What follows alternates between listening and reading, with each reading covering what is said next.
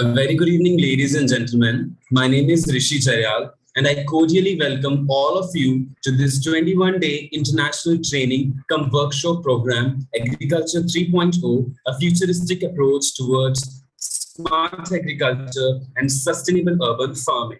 Smart and sustainable are the two terms which have become so relevant in today's times. Our population is growing really fast, and according to some estimates by different experts, we are going to be 9.8 billion people on this planet by the end of 2050. So when the population is increasing, the pressure is obviously going to be on the natural resources, which are already scarce. They're not as abundant as they are perceived to be. The onus is on us to develop and diffuse technologies which are smart and sustainable, and this training program is primarily dedicated to develop an overall understanding and comprehension of modern day technologies which will empower all of us and enlighten our minds to move in a more progressive and efficient manner towards strengthening Indian agriculture. You know, we have so many challenges in front of us. You see, global climatic change, depleting natural resources, reduction of green cover, etc. and etc. So this training is a ray of hope in the direction where we can find enough solutions to cope with and mitigate all these problems that we are facing currently. I'm very much excited to tell you that we are going to learn so many things in the span of 20 to 21 days. For example, we are going to learn about drones, hydroponics, aquaponics, artificial intelligence, Internet of Things, precision agriculture, and so many other things. Needless to say, it's a commendable effort by the organizers of this training, Just Agriculture Magazine and AEE Farmers Welfare Society for bringing up such topics which are so relevant and depict the need of the hour. It's effort of the organizers that we are going to have lectures and guidance from eminent, eloquent, and expert advisors from across the globe. Our speaker, for instance, today is a perfect example of intellect, eloquence, and farsightedness. Yes, ladies and gentlemen, I'm very much delighted to welcome the speaker for today's session, Dr. Vikas Chandra Singh Mahapatra, Honorable Vice Chancellor, Vidhan Chandra Krishi Vishwavidyalaya, Nadia, West Bengal. Dr. Mahapatra is a renowned personality in the field of agriculture.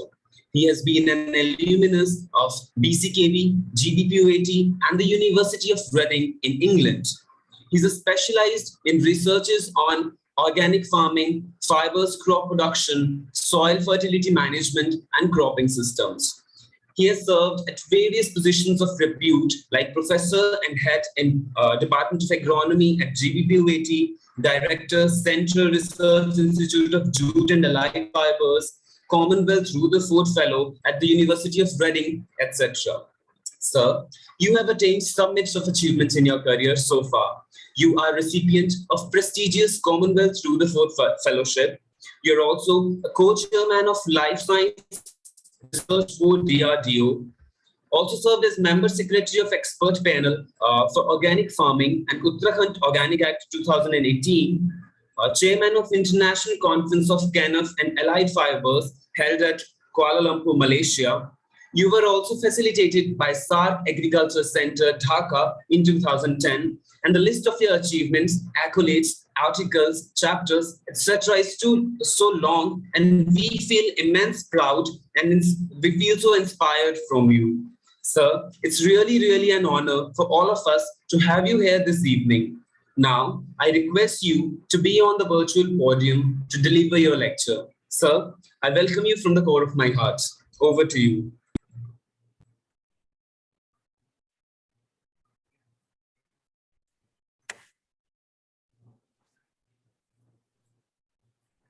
Thank you very much, Dr. Rishi, and greetings from BCKV. It is my alma mater, also Pantnagar East. And I have been given this opportunity to talk to you a bit today evening. But fact is that I got a sore throat, but I'll continue for some time with you. And I've been asked to talk on smart agriculture. So Just Agriculture has given me this opportunity to talk to people throughout the sphere, wherever they are reaching, with agriculture as the backbone of our knowledge and the process of dissemination to the people for the betterment and sustenance of agriculture and livelihood security. At the same time, to go into the prospects of how best we can go for the development of agriculture with the changing climatic scenario, then the natural resources, what Dr. Rishi was talking about, and then all the other factors into consideration, including the biotic and abiotic stresses of croplands. Now, what is my concern today is that being an agronomist and to be in the system for more than 53 years in agriculture, education and research and development activities from my school days, I do find that agriculture happens to be one of the most perfect and science, which you need to be. Many times it is being called that they are studying agriculture, but I think agriculture has a lot to do with respect to science and its deliberations, and that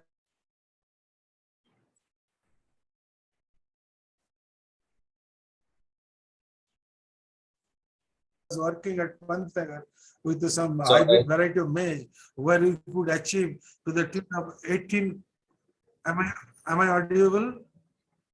Sir, actually, your network bandwidth is a little. Your network is little unstable, actually. Okay. Yes, sir. So you're not properly audible. Okay. Just a minute. Just hold on. Yes.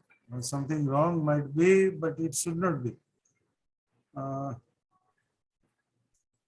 Just. No problems. Just hold on. No problem, sir.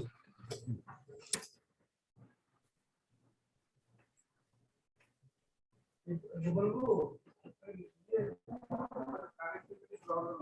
really sorry for the inconveniences. We're just getting back to you as soon as possible. Just hold on for a few minutes. Your patience will be highly appreciated.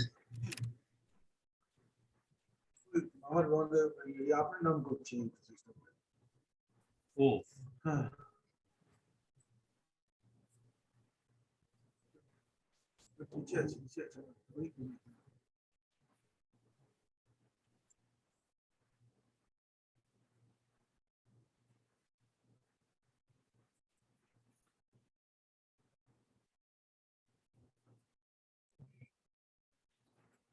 Yes, sir.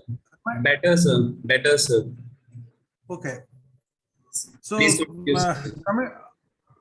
coming to the agriculture and its perspective with respect to the Indian context and outside, what I feel personally, because I got some bit of experience in working not only as an agriculture researcher, educationist, or I also belong to be a farm family, where I've seen from the very beginning how the way the agriculture development took place.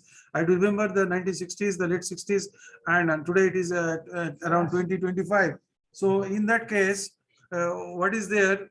We have grew tremendously from in India around 50 million tons to around 325 million tons. But at the same time, at what cost? What we are talking about? The loss of environment, the loss of ecology, and loss of the soil and natural resources. So keeping into that, when you talk about what you need to do for smart agriculture and for sustenance and sustainability of tomorrow's agroclimatic conditions and agricultural productivity, the most important thing is that we have forgotten a bit about while moving towards the future, that where to grow and how to grow. Now, you're a forum from Just Agriculture at Punjab, and I'm a person working at present at in West Bengal. At the same time, I've worked at Pantnagar, taking these three situations.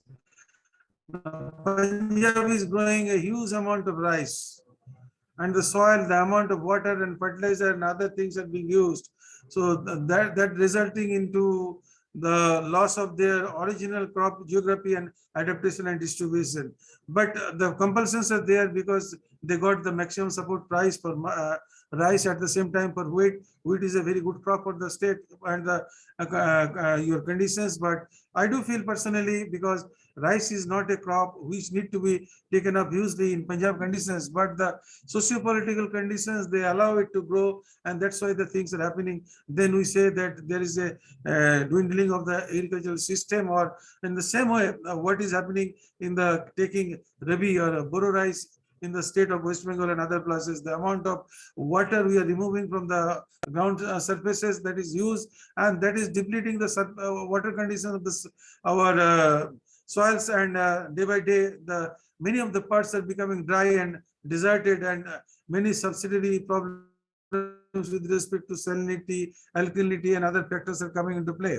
So the most fundamental thing when we talk about agricultural development, we must think what is the crop adaptation and distribution should be. And if we take into consideration, even many good scientists in today's context, they say that we have taken this crop to that place, that crop to this place, where it is not a niche of that place. So that is nothing fun out of it, and we must take consideration where a crop or where a species is going to hit the maximum. So keeping into that, the climate, the soil, the water, the environment, all will act together. Now, same thing, what is happening in Punjab with respect to rice. If we talk about, if we go for the mustard cultivation in the southern parts of the country, now that is not going to be productive in long run and beneficial to farmers in a long way. So keeping in that, the productivity and the natural resource management, what we've seen, there is huge change in the environmental condition and the climate in particular, because there is the way that things are changing. Previously, there was a continuity in the system, whether today we see there is abrupt drop in temperature or increase in temperature. At the same time, there is increase in huge amount of rainfall, and there is a huge dry spell for a long continuous period of time. So looking into that, we need to have much more scientific validation today. And the fragmentation of land, to have a much compact area of crop cultivation, to use the specific engineering aspects of the crop cultivation need to be taken into consideration. And that is growing up. The way the northwestern part of the country have taken up the agriculture engineering matter, which not only gave more yield or sustainability, but it has become more easy for the farmers to get acquainted himself or herself with the agricultural production system. Now, coming into country as a totality, many times we talk that smart agriculture, but some people are also talking that the natural farming is also smart agriculture, or organic farming is also a smart agriculture. Is it practically? Because we need to have the science behind it. And many times the science are not being followed, and science are not being practiced, and science are not being evaluated. So that evaluation is must, and keeping into that, I request the whole agricultural fraternity to look into the aspects of crop production, including the plant breeding aspect, the insect pests and disease management aspect, and the cultural management aspects. So also the water management aspect takes special attention. Now, going for the water management in particular, where we see the way this whole world is changing for better water management, and to how to come across over the crisis of water dependency in various agricultural production systems. So that we need to have a look, and ultimately we need to, no doubt, we need to have more crop per drop of water, but for that we need to have scientific validation of the total system, so that the farmers at the end of the day is benefited by the technology what we are developing for the people in general. Now, just see, my dear colleagues, if we look into this plant breeding aspect or crop improvement aspect, what we have gone for, most of the cases we have gone for vertical breeding, to how to get more amount of yield, more yield per unit time. But at the same time, we have forgotten about the things with respect to disease and pest resistance, and we have gone for more amount of insecticides and pesticides and herbicides into the system, which no doubt is inferior our quality of the produce, and ultimately that has got huge impact on the health of the not only the human but of the animals and the plant kingdom as a whole. So we must look into that. We must have the modern aspects of biotechnical tools to be involved for the crop improvement. Not only that going for some basics and fundamentals of biotechnology, but what biotechnology is going to be benefited for the coming decades for the improvement of the crops and the varieties in the country, because we cannot, the land area as such, as it was told in the beginning, is sinking. No doubt it will be sinking because there is increase in the population pressure for the industry, for the roads, for the other infrastructure, for housing. Now we have to produce more amount of yield for less amount of soil. So to have that, we need to have much good varieties available with us, which has multiple resistances towards disease and pest, at the same time more amount of yield and with low water requirement. All those things we consider when we talk about our agricultural system, but it cannot be marginalized, because we need to remember about the boil unit, we need to remember about the nitrogen constant 316, and the old equations which are which have been put forward by so-called the Michaelis equation and other factors we need to take into consideration, because those are the basic fundamentals of agricultural production system and the crop yield that can be measured from that. So keeping into those, then it was talked about the natural resource management.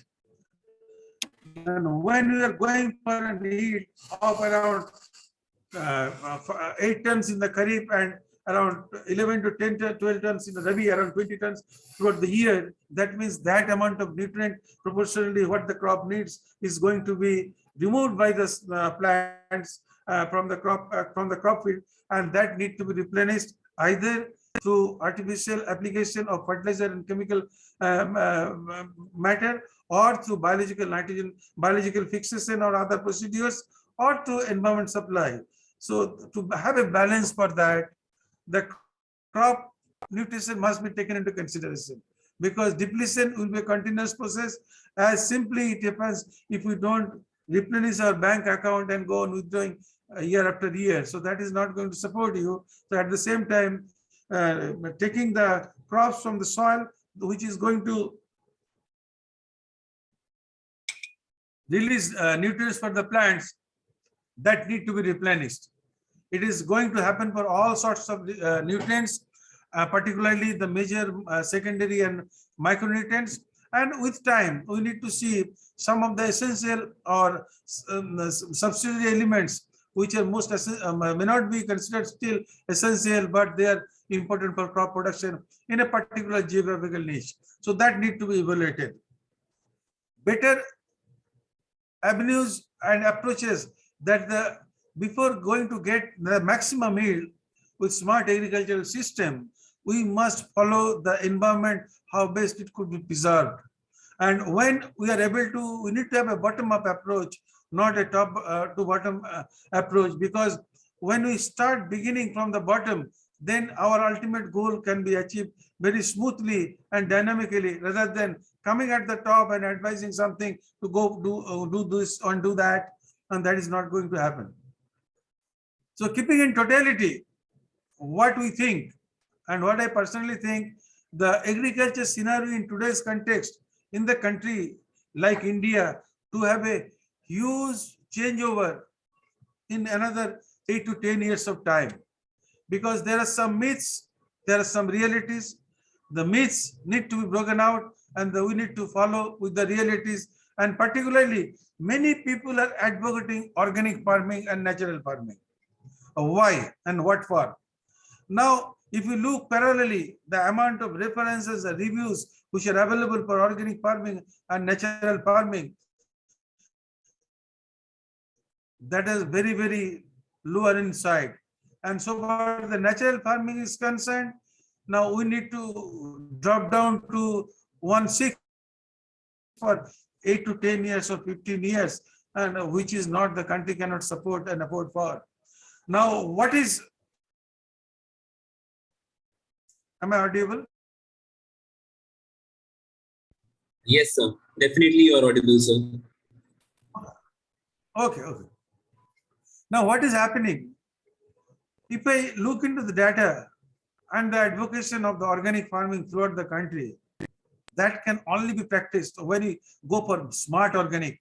That means we need to have a variety which can smartly out yield or yield parallelly to the conventional yield system. At the same time, the amount of produce which is we get, the premium we get, that is the benefit with conventional system. So in that way, then we should not say that we cannot use farm heavy machineries. We need to use heavy farm machineries for organic production system. Thirdly, the most question mark and most questionable thing in organic, what we are advocating is that the insect pest and disease management for organic farming system. Now, if you go to the agrochemical stores, we find 1001 agrochemicals are available for the control of various disease, pests and herbicides and so on and so forth. But if we go to the botanical or biocontrol store, we find a very little number of biopesticides or botanicals which are available, which can take care of the control of disease and pest in particular in totality. So we need to have a parallel system which can give 100% control of the insect pest and diseases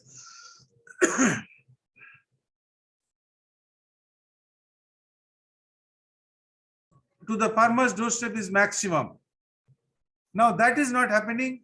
The more amount of research and developmental activities need to be taken into consideration while we are going to advocate with organic farming production system, at the same time the natural farming system. Now there is a fantasy word going on natural farming. Even to not to quote or quote, someone came to me while I was at Pantnagar that if you go and sit in front of the sun and the rays will come down and you will have your maximum production, and that's the, it's not like that. You need to have replenish all the requirement of disease, pest. I do believe there are land races, there are local cultivars, there are horizontal resistance. All those phenomena may come for natural farming system over a period of time, but as such, not at all that it is going to replenish or give you the yield in totality what we are getting for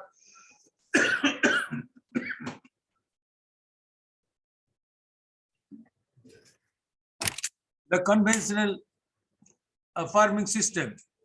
So all this needs to be addressed. At the same time, the precision agriculture, which is the backbone of modern day smart agriculture, need to come into it. And we go for many visuals about the precision agriculture, which is going throughout the world. And at the same time, the water management, insect pest and disease management, and the varieties available. So with this, I will request Just Agriculture to pardon me because I got a huge sore throat today. And next time within this span of your training, you may call me again. I can come and have a discussion with you. But we need to think about the farmers' productivity and sustainability. And that only can have smart agriculture or precision agriculture or farm machineries to be adopted by them or make available to farm conditions.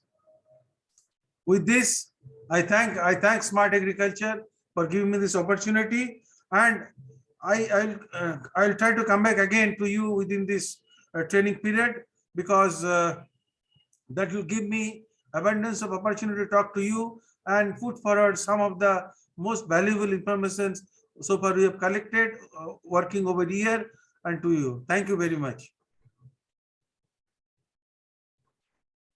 Thank you so much, sir, for your words full of wisdom. I hope the audience must have enjoyed the session and must have gained so many things from the lecture. Sir, I think there are some questions coming up from the audience, so that this session becomes a two-way, more of a two-way communication, so that That I do. Yes, sir. Yes, sir. Sir, can we take the questions, please, coming from the audience? Am I audible, sir? Yeah, Rishi, you are audible. Sir, so the questions coming, I'll just take some few of the questions coming up from the audience. So the first question is, what are the challenges that can hinder the process of smart agriculture? See, the challenges are many, or I will say the challenges are nothing. Both the corner. Why? Now, if we move scientifically, if we consider science as the base of our development, there is no challenge. We will progress with time. The how do we science with what space? The pace will decide how you are overcoming the difficulties and adopting and going towards adopting the smart agriculture and the productivity for the farmland and the farmer sustainability. Now, if we talk about myths and other factors into consideration, as it is being talked for organic farming and natural farming, then the realities are something different. So that is my opinion. So science is the base of considering any activities and upliftment of the society, not only agriculture itself. Now the pace of the science will decide how best we are going to make those things available for us and will be applicable for the farm community for the improvement of the yield and sustainability of the farm conditions. Yes, sir. So, but like majority of the farmers in India, like more than 80% of the farmers are belonging to a small and marginal category. So, how are we going to make these technologies affordable to this section of See, farmers? I do understand. What you want to tell. Yes, now, sir. What has happened? As I told you in the very beginning, that yes, I also belong to a farm family, and my family happened to have more than 300 acres of land. Now this has been brought down to at least by 40 families. Now what is the average holding? It is less than 5 acre or 3 acre or 2 acres somewhere, because many of people have sold it. So fragmentation of small holding is a constraint to adopt smart agriculture. And so on. A farm family cannot depend on agriculture today what we were at our childhoods. So the fundamental concept is need to be changed, and we need to go on command basis or an area basis, the cooperative basis, to bring all land together. Then only the machineries can be moved. We can have bigger programs into the system and larger benefits from the system. So to come as cooperative, we cooperate each other, amalgamating our lands, we get the share. And as agriculture is not going to fulfill our whole requirement, so I do other job, and some portion of agriculture, the funding is coming to me from my agriculture sector. Yes, sir. That is.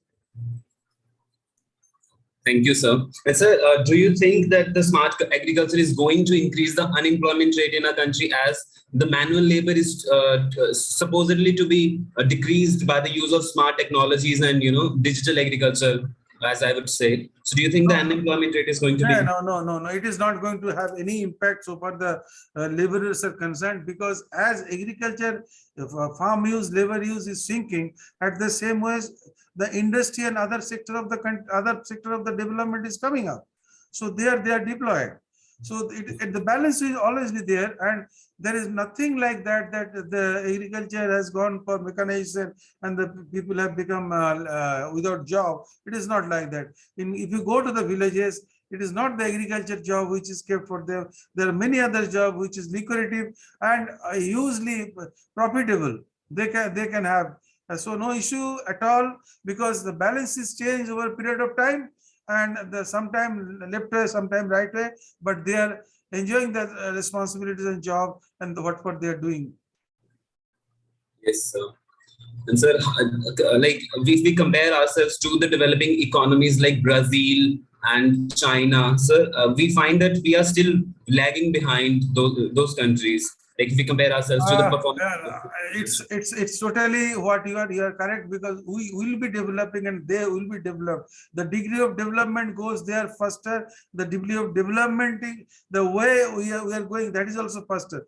But the commitment, if you commitment we see, in any sector, I'm in an university system. You are also in some professional system. You see the commitment. And what I have seen, I was doing my postdoc in reading, and my head of the department is to work with the lab coat on his soldier and working with me, but that I don't find over here.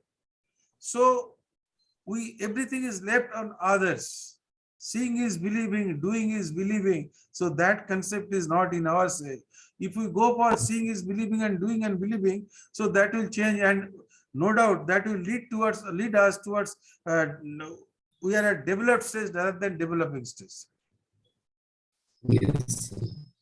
Yes, sir. Indeed, sir, you're very true. So there are certain loopholes in the system also that we are into. So I think that also needs to be reduced. Sir, what about your opinion on increasing the digital literacy among the farmers?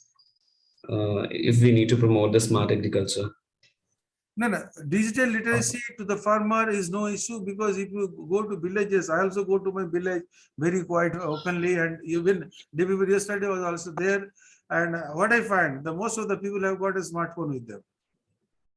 Sir, getting a smartphone is fine, but then most of the people are going through televisions and other informations, and they are interested. They are interested to get a feedback what they are doing and whether they are currently moving with that or not. So yes, we sir. need to have a community approach. What for we are going for, and certainly that is going to benefit.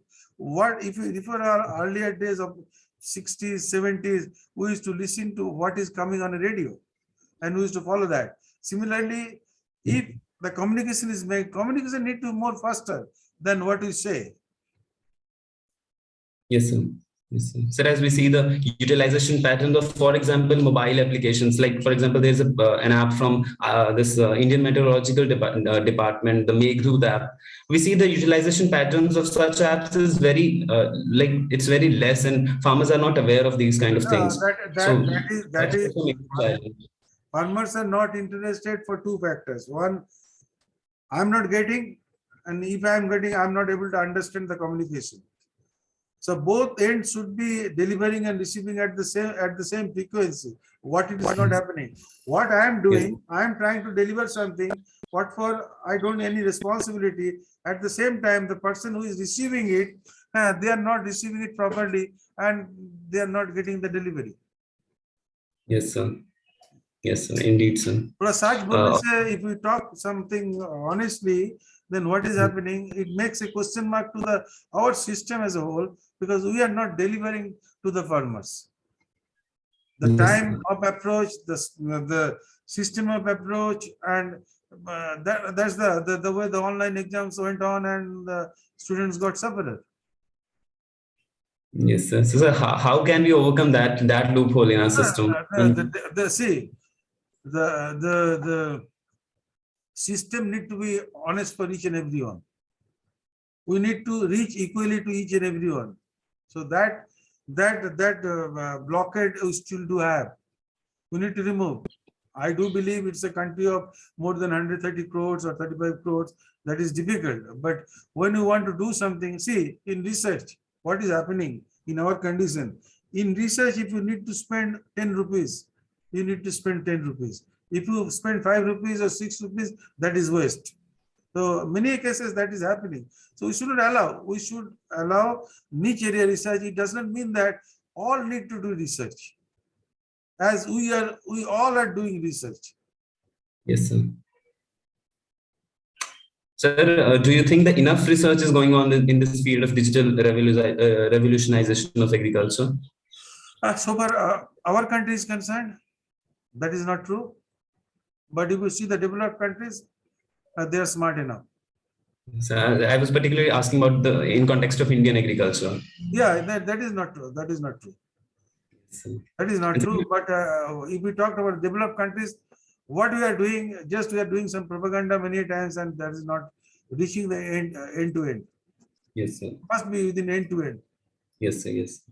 Also, sir, you talked about natural farming. So, do you think the natural farming can match the yield produced by chemical farming, like in years to come? No. See, what is happening after crossing over from the traditional farm system of 1960 late 60s to go coming for hybrid varieties and all. If you what the land races and the local cultivars, what we used to had in our early days, those cultivars and land races are no more available for a natural farming system. And the fact the as we say for Indian context, 142 million is the net cultivable area. Now, if we basically see that is come down to around maybe 138 or 139 million hectares with the infrastructure development, roads and other things. So, and the farm production has gone up to more than 6 times, 7 times. Yes, sir. So, if we need to, with the natural farming, without application of chemicals, other commodities, you cannot have the resistance to a disease and pest. And if you still have the land races and local cultivars available, they are not going to give you the 6 time yield what we are getting today in comparison to 1950s. Yes, sir. Indeed, sir. Thank you so much, sir, for your solution of the queries. I hope all the whys and hows and whats are clear. And I think you have already specified the kind of things that were needed to be known by us, all of us. I think it was an indeed informative lecture. Thank you so much, sir, for being here. And I seek for other opportunities to come so that we can. I'll come again because I personally got a huge sore throat today. I traveled last 3 days, and then the hugely hot this southern part of the Bengal, this 45, 46 high humidity, so that took a toll. And I reached yesterday night at around 1 o'clock in the night. So that's why there's some problem. I'll come again to you. It's because at this age, what we can do, we can collectively talk something good and do something good for the society. And that should be the motto. Yes, sir. Thank you. Thank you very much. So nice. God bless. Thank you. Thank you so much, sir. We hope to see you again, sir. So this was all about smart agriculture. Dr. Mahapatra has beautifully explained about the technology and what is the current situation in our country. And as he mentioned, that we need to be very much motivated, because the loopholes are on also farmers, obviously. But if the system is strengthened, only then we can hope that we will make some rectifications on the part of farmers. So I think that was a beautiful lecture. So due to some reasons, he could not complete whatever I think he was up to. So, but still, it was a very informative lecture. Now I've Utkarsha, Miss Utkarsha. So I'll take your leave. Thank you. Thank you, Rishi. Over to you, Miss Utkarsha. Yes, thank you so much. Okay, good evening to all. Moving forward to the next session, now I would like to welcome our next speaker of the evening, Mr. Punet Singh. But before listening to the speaker, I will take some of your time and would like to give a brief introduction of him. Mr. Punet is a junior scientist and works on NLP, computer vision, and graphs at Tatras Data.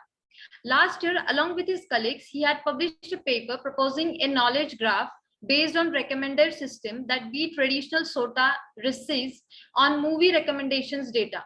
Mr. Punet is interested in reinforcement learning and image super resolution. So now I would like to welcome Mr. Punet to deliver his talk. Please, sir. Hello. Am I audible? Yes, sir, you are audible. Thank you, Kasha, for that introduction. So I'll be presenting my screen. Let me know if my screen is visible. Sure, sir.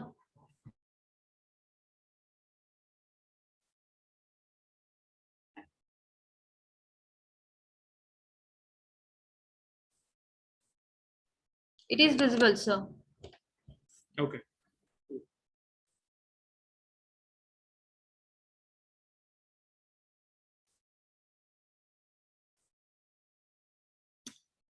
Okay. Hi, everyone. My name is Punet Singh. I'm a junior data scientist at Tatras. I work on NLP, computer vision, and graphs. And I am also building disease feed and insect detection machine learning models at Sat Sri Akal Punjab project at Sadhguru Foundation. And I'll be talking about the same in this presentation. If there are any questions, feel free to interrupt me. Otherwise, we can, of course, have the questions at the end. This is the list of all I'll be talking about today. I'll briefly explain all the problems we are trying to solve, solutions we've built so far, how these solutions are benefiting the farmers, and I'll get a bit more technical about the solutions we've built, and then explain some future plans for the same solutions. Let's move to the problem statement first. I should also mention I'm discussing 3 problems here: weed detection, disease detection, and insect detection. 3 of them are very different problems, and I'll be explaining them one by one in each of the segments. First one is, of course, the disease detection, or I should say disease sort of classification problem we are trying to solve. Farmers are unable to identify the disease which is affecting the crop just by looking at the symptoms. This can happen due to the farmers not being knowledgeable enough, or getting simply lack of expertise. And we've seen that farmers which are detrimental to the yield and more harm than the benefit that was intended. Let me know if my screen is still visible. And Yes, sir, it is visible.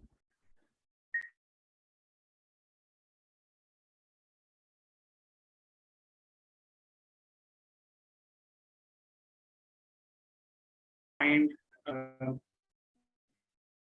and by localize and classify similar to diseases. Sorry, sir, but your voice is breaking in between. Pests also. Oh, is it breaking? Then Punet, let sir? me do one thing. I'll stop my camera. Yes, sir. Yes, Is it sir. better now? Yeah, you can do it like that way. Okay. Is it better now? Yes, sir. Got it. The second problem we are trying to solve is to localize and classify the insects in an image. That is an object detection problem. Again, similar to pathological problems, pests also pose a threat towards the yield, and the solution we built try to over this problem. The third one is weed detection. Similar to pests and diseases, weed also act as a competition for the crops. So the third problem we are trying to solve is to localize the weeds in an image. Images of crop fields, of course. I'll discuss the solutions we've built, or actually solutions which machine learning can provide to these problems. First one, a very obvious solution to finding the disease a plant is suffering from a data scientist's point of view is to create a neural network known as convolutional neural network to classify the disease a crop is suffering from. That is, if any disease that crop is suffering from. The solution we've built is it operates on images captured by smartphones. So they don't need to be very high resolution images. We can also work very well with low resolution images of plants, primarily leaves. And this is what the solution looks like. we provide it with an image which preferably contains leaves. It is passed on to something known as as I said, convolutional neural network. In the end, we get a vector of whatever shape we want. In this case, we have a vector of 5. We are able to identify 9 diseases. So the actual neural network which I'm talking about is able to classify a given image into 10 classes. That is 9 diseases and 1 for if the plant in the image you've provided is healthy. So 9 plus 1 classes is what we are talking about. The solution we've built for insect detection is something like this. We provide it with an image which is also captured by a smartphone containing insects. We not only identify, so this is a bit more advanced than the solution I've shown you before, which was being used for disease classification. What we are doing apart from classification is also localization of insects. So you can see we have bounding boxes around individual insects. So we can have, of course, there is no bound in the real world. We can have multiple insects in an image as well. This is a really close-up image, but the solutions we build do work from far off, wherein the insects are very small as well. The last one is the weed detection model we've built. This one works on crop field images captured through a drone operating at low altitude. And this is also a similar model. This model is very similar to the one I've shown before, the insect detection model. However, we can also produce masks rather than just bounding boxes. It is slightly more advanced, and that's all. I'll discuss now. I'll go through how these solutions will benefit the farmers. Before I proceed, I'll be happy to take some questions if there are any. And can anyone confirm if my screen is still visible and am I audible? Yes, sir, you are audible and your screen is also visible. Okay, someone said I should speak louder. Just a second. Is it better now? Yes, sir.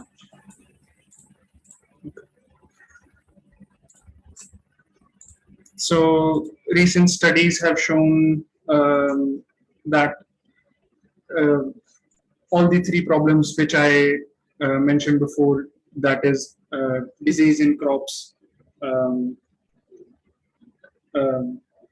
the detrimental effect of pathogens and insects and disease, the weed, all of these are detrimental to the yield of the crop. So all the solutions we've built try to target these 3 solutions, which ultimately are aimed to help increase the yield, or I shouldn't say increase the yield, but reduce the yield loss. Recent studies have shown that pests and diseases lead to very high primary and secondary yield loss. In fact, the secondary yield loss is even greater than primary in some cases, and this is what we are trying to target.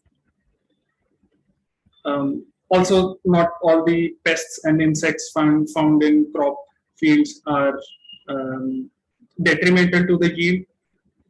Some of them are actually helpful. So when a farmer goes out in the farm, finds an insect, it may be an insect which is beneficial, but the farmer may end up using pesticides to eradicate that very insect, which is not the ideal case. So we try to localize and classify those insects, even if they are good. So for example, our data set also contains our insect detection model actually also contains, it is not an insect detection model, it is more of a, it sort of finds the the fauna around crop fields. So it also has black drongo in its. We have black drongo in our data set, which is actually ideal since it helps in eradicating harmful pests. So yeah. Also, so last part which we are trying to solve, which was weed detection. Certain combinations of weeds, along with the fact that there has been climate change and environmental change.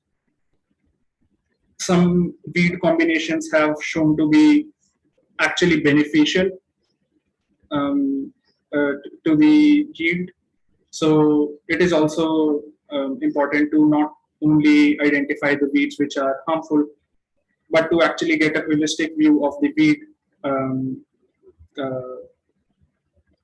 population in the crop field overall. So that is what we try to do using the drone captured images. Okay, we'll get a bit more technical now. I'll dig deeper into the solution methodologies which we are using. So for disease detection or disease classification, we have built a convolutional neural network which was fine-tuned on open source data set. We've used pre-trained data sets, and the model is very light. The inference can be made right out of mobile phone as well. And yeah, one more interesting thing which we perform for disease detection is we also have a module to explain the predictions of model of our models. Deep learning models are notorious for being very mysterious and don't actually harder to explain, sort of, right? So we have this module which is able to look at the images. Like for instance, this was the image of a crop which suffers from rust. Even though it has predicted rust, what we want to look is which part of the image actually derived this classification, or which part of the image was actually excited the CNN enough to classify rust. Right, so this can be explained, as you can see. Okay, so how do you read this heat map?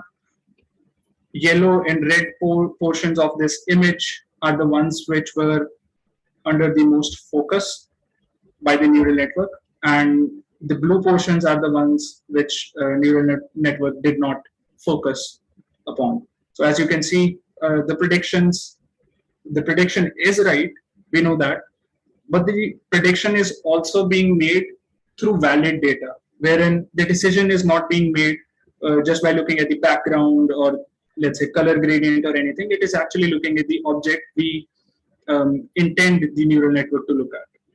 So is the case here. As you can see, this is the diseased part of the leaf. I'm sorry. This is the diseased part of the leaf, and the neural network is actually focusing here. In this color gradient, blue means least focus and red means most focus. So as you can see, this part was focused the most. So is the case here. These are known as GradCam heat maps, and we also use these to explain the model predictions. For insect detection model, we have trained a state-of-the detection model with state-of-the-art computer vision pipeline known as EfficientNet, followed by a bidirectional feature pyramid layers. Actually, 3 of those. This is one, this is another, and this is the third. Followed by 2 outputs. So, of course, we predict class, which is the species of the insect. But we also predict box, as I said earlier. This model, apart from just classifying the insect, also localizes all the insect instances in the image. So this is what it does. So these are some of the predictions. This we've seen before. This is white grub, generally found on or under the ground surface, and you can see it has classified this insect as grub. And in the bracket, you can see the confidence with which it has predicted that this insect is grub, which is 0.611 and 0.55 for this instance.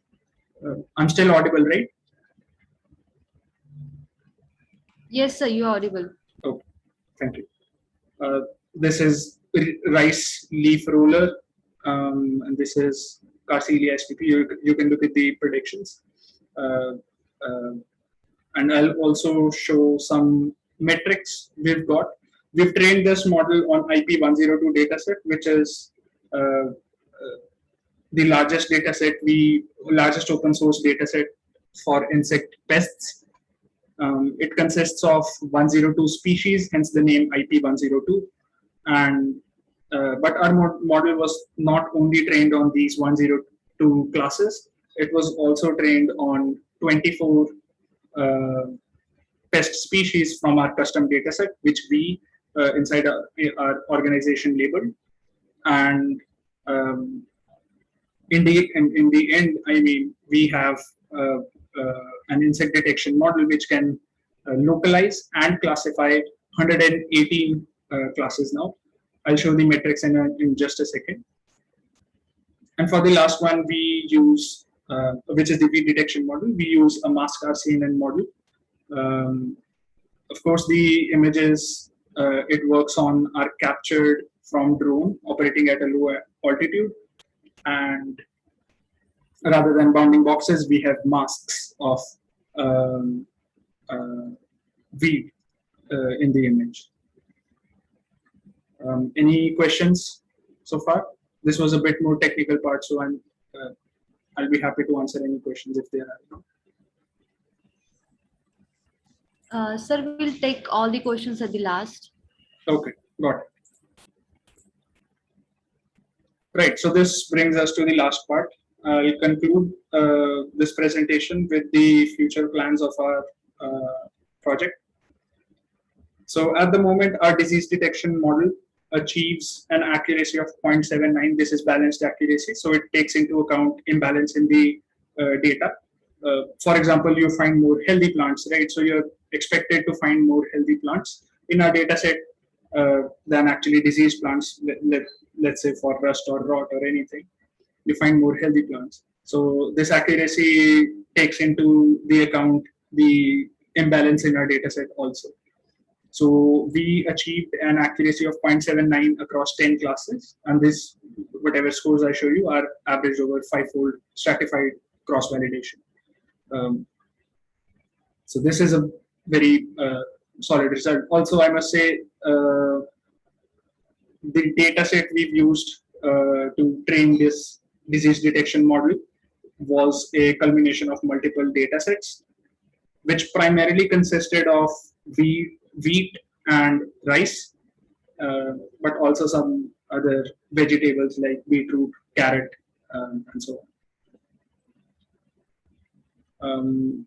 The insect detection model achieves mean average precision at an intersection of an over union of 0.5 or 69.10,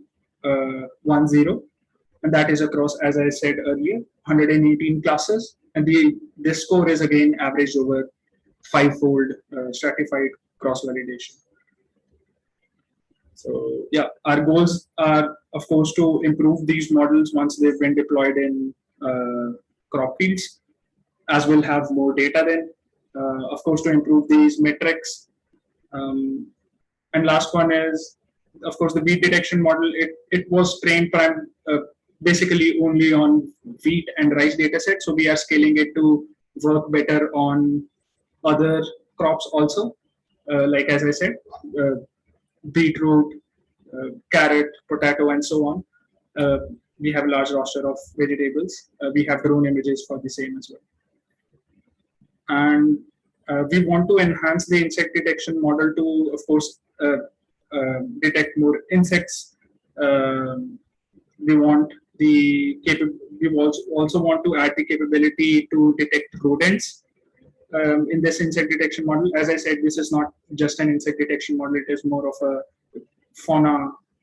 It operates on fauna inside and around crop fields. So like I said, we have black drongo. We also want to add rodents. Lastly, we want to include the functionality of classifying helpful and disastrous categories of insects. So goes for the weeds, wherein we want to find all the helpful and detrimental weed, and not just weed, but weed combinations also. That brings me to the end of this presentation. I'll be happy to take questions now.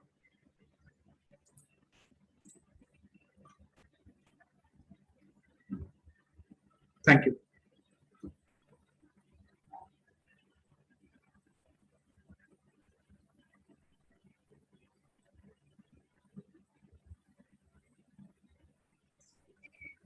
Am I audible? Yes, sir, you audible. Sir, we'll take some questions now. Sure.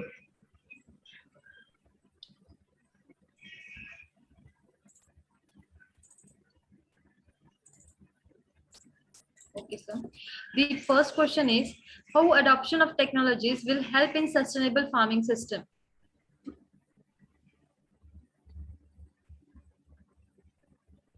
Okay, so by technologies, are we restricted towards like certain types of technologies? For example, are we talking about data science specifically, or in general? I can provide I'm more or less sounded in data science, so I can give an answer based on that. Maybe not very generalizable, but specific to data science. Yeah, okay, sir. Sure. So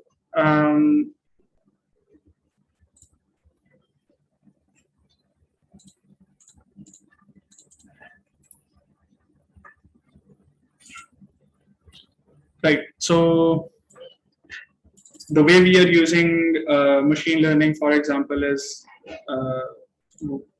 one of the prime examples how this can help sustainable technology can help sustainable agriculture in general.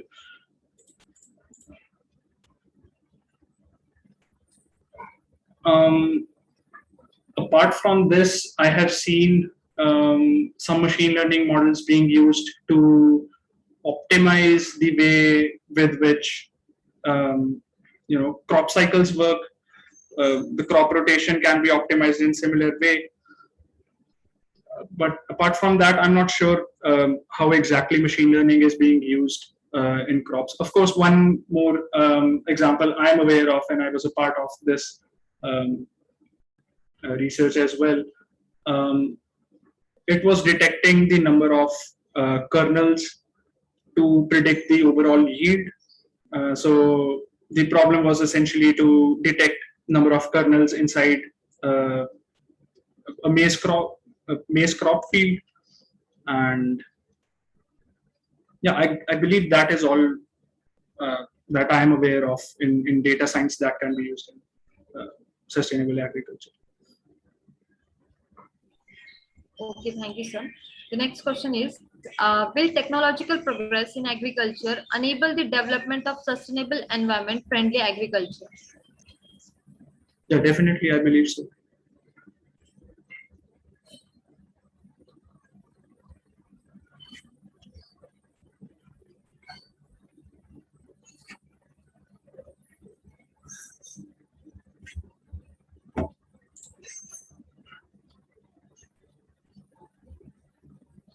Oh, I see a question in the chat also.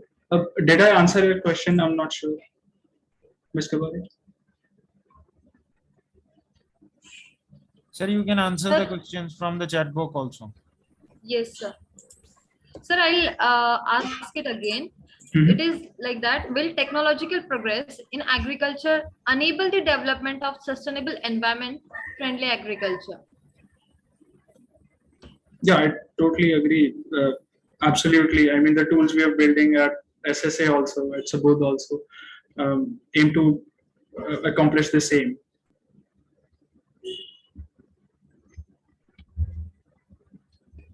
Okay. How can we increase farmers' active engagement in big data production and use? Oh, so for this at Subodh, our SSA project, we are building a chatbot as well. I'm not sure if that talk has been made, but a colleague of mine will be talking about the same. So we're using a chatbot which will act sort of like an engine which accumulates data as well while interacting with the farmers, of course. I mean, that is one thing I'm aware of. Okay, sir. Sir, as you talked regarding technological progress, so how it will be helpful for the farmers? Right. So as I said, the three key problems we are trying to solve, or at least my job, my project is trying to do is to deal with disease, insect, and weed. So these have direct impacts on yield loss, or actually minimizing the yield loss. So that is one thing which my project currently focuses on as a way to help the farmers, of course. Yes, sir. Sir, what are your thoughts on the effect of current heat wave in the northern India on the insect population? Are you currently also involving heat as a component in your research? Not as of now. Actually, our insect data source, insect data set was primarily focused on the open source data sets. We haven't had the chance to go out and collect the insect images themselves, ourselves, but they were mostly sourced out of the open source data sets and what was available at the time, so as to make it more scalable in the sense that we can classify more insects then.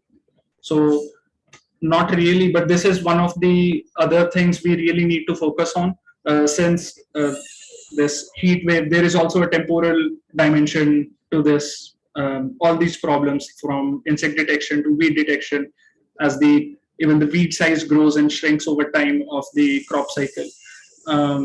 And insect detection, of course, as you said, this will be an interesting problem to look at, the heat wave. But so far, no, we are not taking that into account. Okay, sir. Sir, can you please name some easy handling pest identification and analysis mobile applications for quick and right identification of pests and diseases of crops? I'm not sure of the applications that are out now, but you can definitely look at our app once it is released.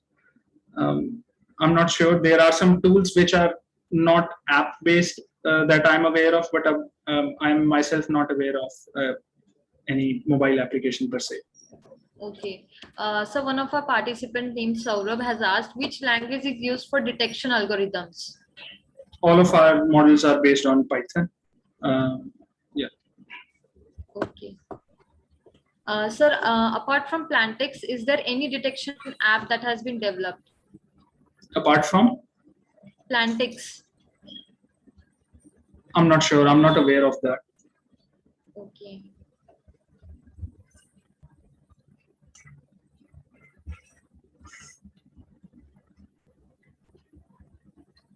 Okay, sir. Just a minute. Mm-hmm.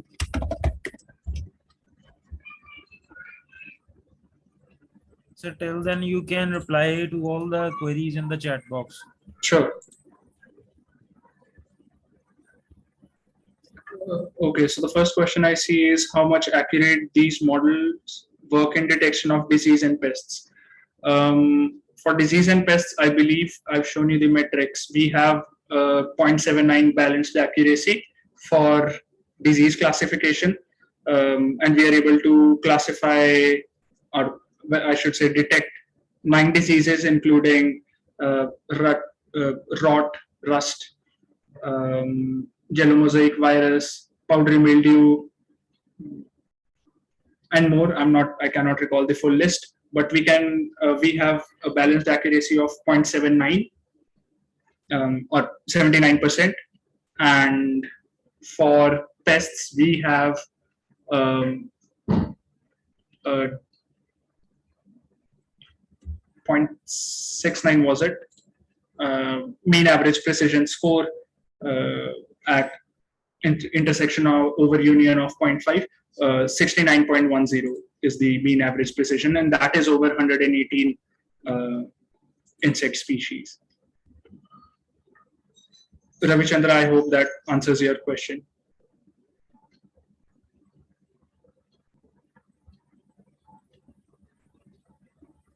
Okay, I'll move to the next question, which is which language is used for detection. I answered that, that is Python. Career opportunities in these field. I believe the deployment of machine learning models in the field of agriculture is still very novel. So I think this is a booming field of research as well. Every day I see new papers coming up with which try to solve these tasks. So I believe there are numerous career opportunities in this field.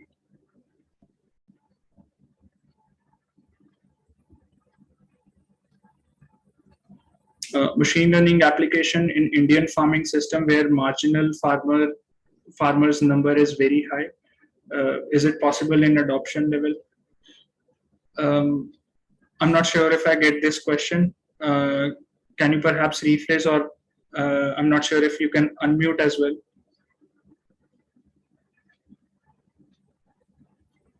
This was question by 𝘥𝑦𝘐𝐿𝑒. I'll move to the next question for the time being. How dataset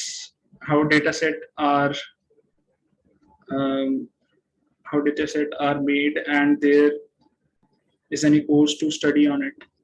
So the datasets which I showed you are, most of these are open source, so anyone can access them. I can I believe I've shared all the open source datasets, name of the open source datasets. We do care about data curation a lot, so even at times we have to go through the dataset image by image and look at whether that image quality is good or not to be used to train the neural network. And not sure if there is any course per se regarding this, but data curation of course is a crucial part. Sir कुछ queries हैं हमारे पास आई हुई chat box में, कुछ पंजाब से farmers हैं, वो ये पूछना चाह रहे हैं जैसे इस ईयर हमारा वीट का यील्ड आउटपुट 25 to 30% रिड्यूस हो गया है, इज ड्यू टू कि हमारा जो टेम्परेचर है यहाँ पे, जैसे नॉर्थ इंडिया में इस बार जो जून में टेम्परेचर होना था वो मार्च अप्रैल में हो गया इस बार, ठीक है। तो जो इंसेक्ट पेस्ट इन्फेस्टेशन है उसमें भी आने वाले साल में हमें लग रहा है कि कुछ चेंजेस आएंगी। जैसे होता है कि अभी टेम्परेचर हमारा अप्रैल में ही वो हो गया जो जून में होना था, तो उस वजह से हमारी जो नेक्स्ट क्रॉप है उस पे इंसेक्ट पेस्ट इन्फेस्टेशन या कुछ वीड्स पे कुछ ऐसा हो सकता है इम्पैक्ट आने वाले, जैसे नेक्स्ट ईयर या next to next year, because due to the climate change, या इस ईयर भी जैसे अभी ट्रांसप्लांटिंग होनी है राइस की, but the temperature is very high as compared to the previous years of 72 years, जैसे दिल्ली का भी रिकॉर्ड ये है वो भी ब्रेक हो गया है, ठीक है। तो टेम्परेचर बहुत हाई जा रहा है, तो क्या हमारा इंसेक्ट पेस्ट का इन्फेस्टेशन या वीड्स का उस पे भी ये अफेक्ट करेगा धीरे धीरे? Not entirely sure about pests, but there was a research paper I read about weed interaction of weed and climate change, wherein what they discussed, and this study was done over the course of 3 years across 23 species and 171 individual data points. What they found was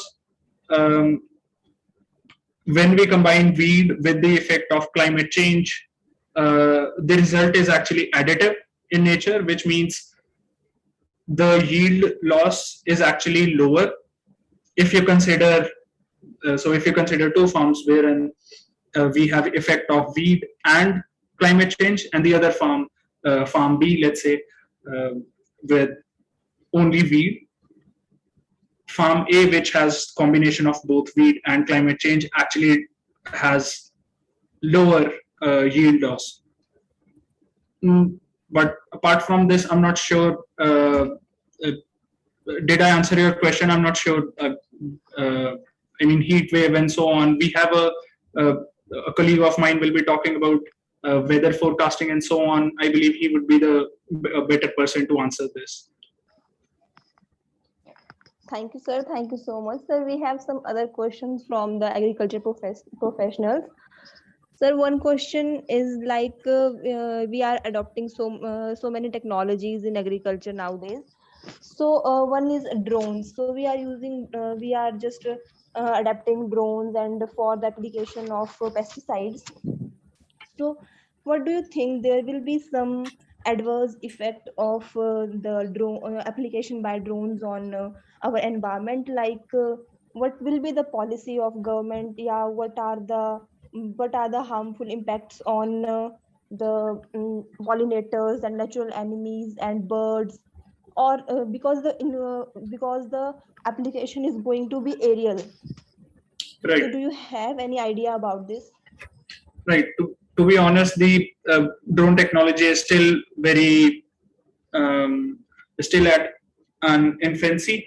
There is new development in it every year, of course, and I believe as the applications of drones evolves through time, so is the regulation, and we see new laws pertaining to drones coming out all the time. So I believe this is perhaps too early to comment on that, since the way government regulates drone usage also keeps changing based on where you are and when we use it. So I believe it is too early to think about the downsides of drone primarily. That's what I believe.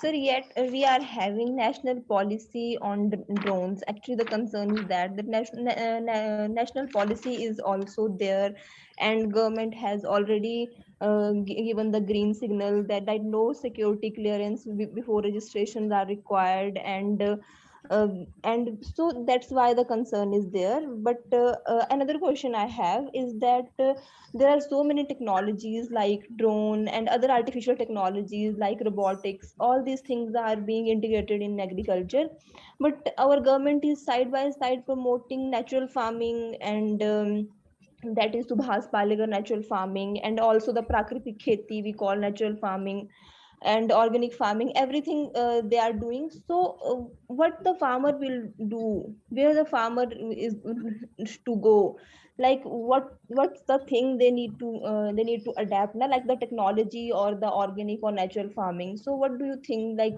it's something very confusing for a farmer if we are going to think from the point of view of a farmer. So please enlighten us about this. Sure. Now, while I'm not an expert on agriculture policies, what I believe from a perspective of a data scientist, what I believe is, of course, natural farming, and that is the utmost requirement of the wild. Still, I believe it can be integrated with very novel technological advancements like drones and artificial intelligence. What I believe is ultimately would be the optimal way is somewhere between either of these extremes, wherein we have natural farming on, let's say, extreme left and drones at the extreme right. The optimal would be somewhere in between. Of course, it would depend on the part of India we are talking about and so on. It depends on geographical features as well. But what I believe is the optimal way, very broadly, would be somewhere in between these two extremes. Yeah. Yes, sir. Yes, sir. Actually, the thing is that the things are not clear to the farmer. Even the extension specialists, they are just suggesting the farmer what the recommendations are there with. But if we are going to think from the point of view of a farmer, like what I should do in my field, like what I should go for, then it's very confusing. And there are so many things that our government is doing, like so many policies are there. In some cases government is very, very strict but still people, they are finding some way to do something which they want to do, like something fishy if they want to do, they anyhow find the way for it. So what do you think, like there are any chances of like machine error, we all know, but as you are a data scientist, you are a data expert, so if we are adopting the technologies, so what do you think, are there any chances of manipulation, like we have data, like at national level, this point has been noticed that in the organic farming, the produce which we are growing organically, and we are saying that it's without the use of any chemicals and it's very natural, it's chemical free.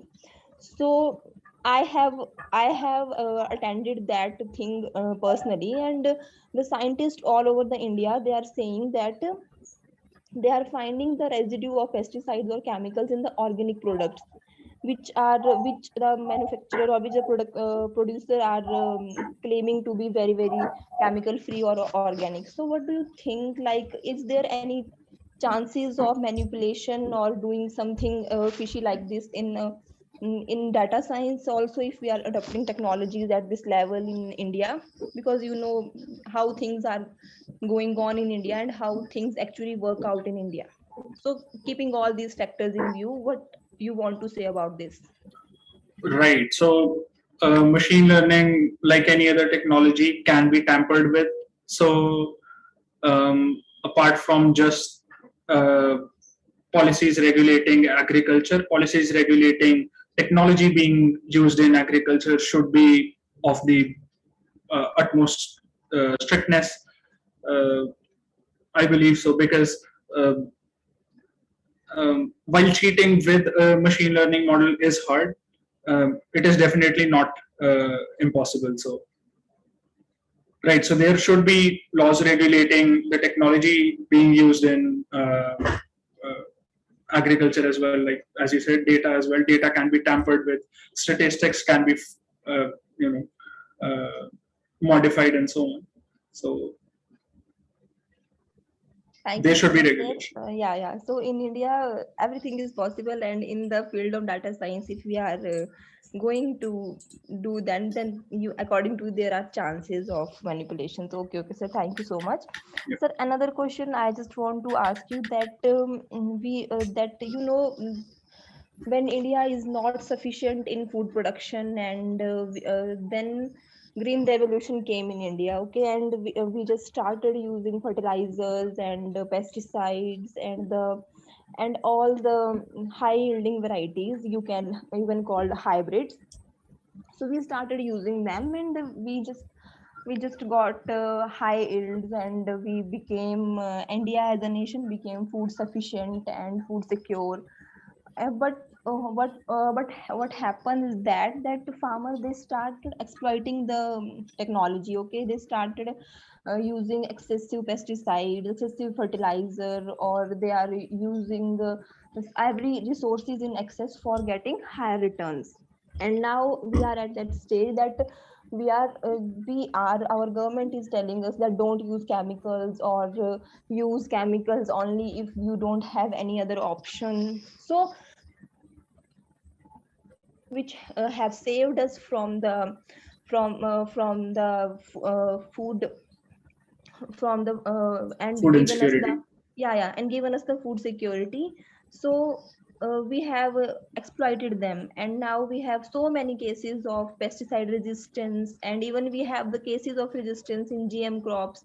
Like in the 2002 year, we had the commercialization of GM crops. So what do you think, like there are any chances of something like that in technology also, like after 20 years or 40 years we have to look for something else? Right. Yeah. So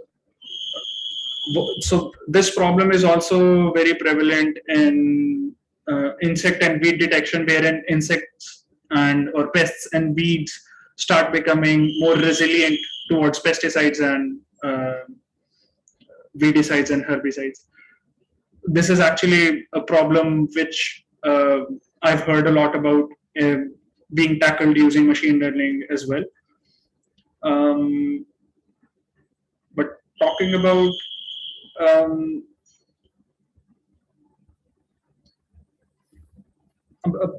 Can you rephrase your question? I'm not sure I quite understand it, but I don't want to ignore it as well. Yes, sir. Sure, sir. I have asked that you have asked that chemicals and the fertilizers have saved us from food insecurity during the days of green revolution.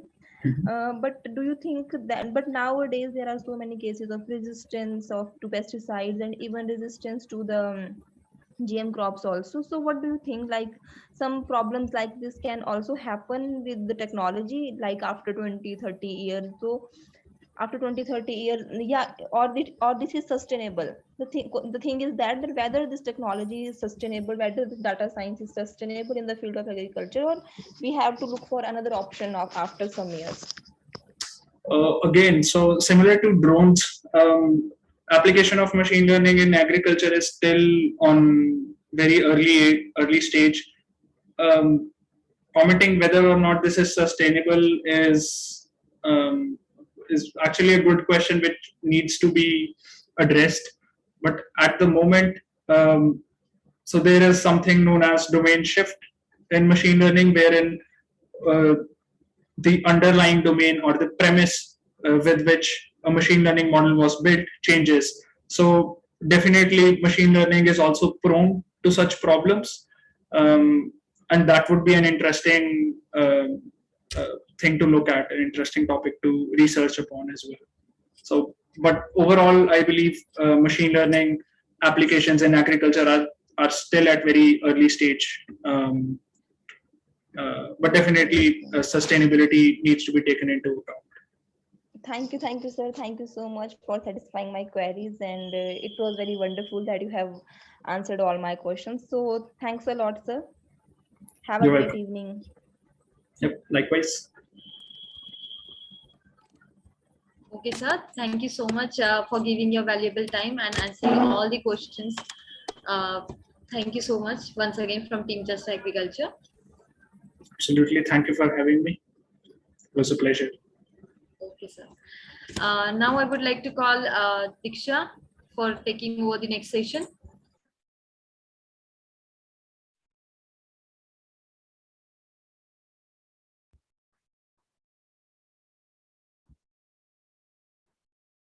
Diksha, have you joined the session? Yes, ma'am. Okay.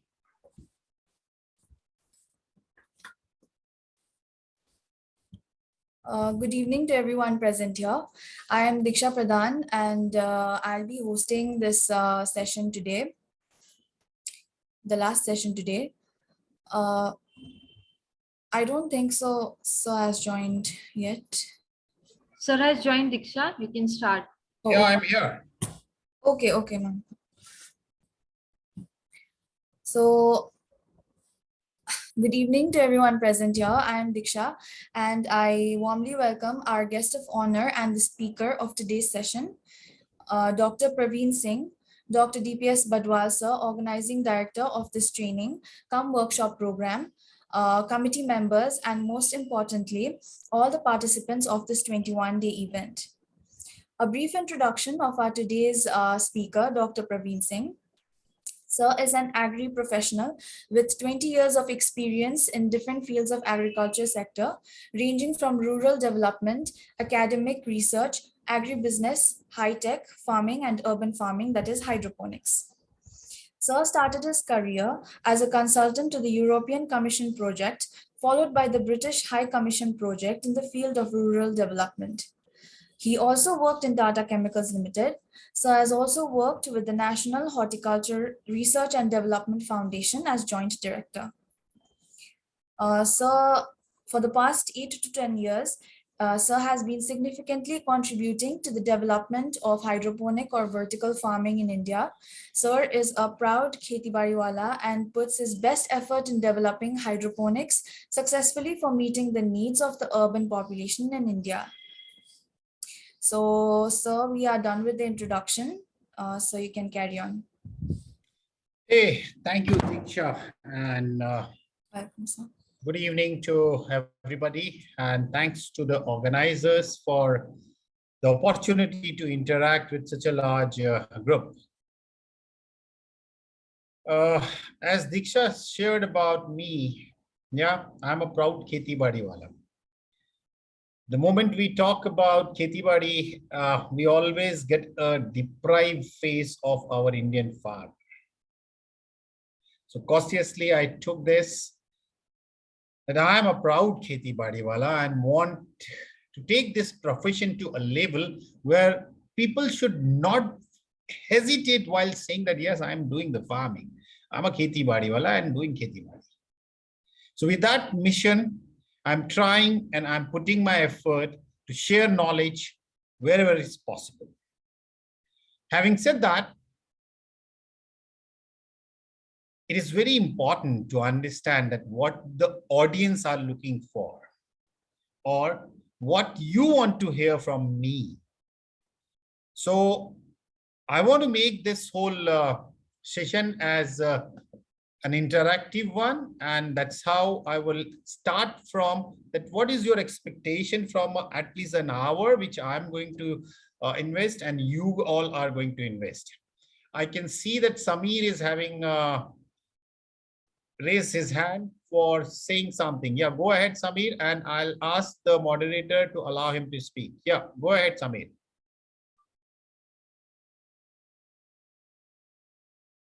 Samir, are you there?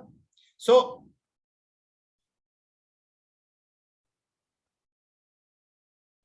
Diksha, you are moderating this session. So I want that people should speak out that what they want to know specifically on hydroponics, because today I'm going to talk on hydroponics and what is their expectation out of this 1 hour. So Diksha, if you can allow people to speak. Anyone who wants to speak, they can raise their hand and then the moderator will allow you to speak.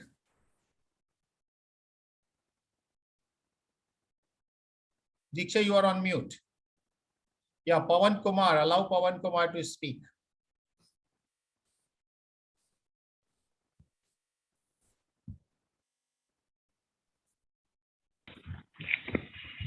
Yeah, Pawan, go ahead. Tell me. Hello. Yeah, Pawan, bataiye. Good evening, sir. This is Pawan Kumar. Yeah, Pawan. Yeah, from Hyderabad. I am studying BSc Agriculture. Right now I'm in 4th year. I want started an hydroponic farm. How can we sell? How can we created a market in the rural area? Can you please explain that? Yeah, How can we definitely. establish with a good the rural area? They want to know. Pawan, definitely, I will address that, Okay. but I'll only comment that right now at this juncture, hydroponics is still need to be disseminated to the rural area. Still, the scenario is still not that what you are asking for. It is going to take some time, but yeah, I'll take up that when I'll finish that the session. Yeah. So Ashish, Sakshi, can you allow Ashish to speak?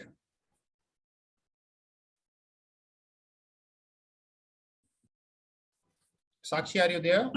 Yeah, Ashish, go ahead. Bataiye. Yes, sir. Sir, how can we manage waterborne diseases in hydroponics, which causes the great effect to the plants and destroy our plant at very higher intensity levels? Okay, so that's the another means waterborne disease you are asking for. Okay, I'll try to pitch in wherever it is relevant. Yeah. So Sakshi, can you allow Ravi?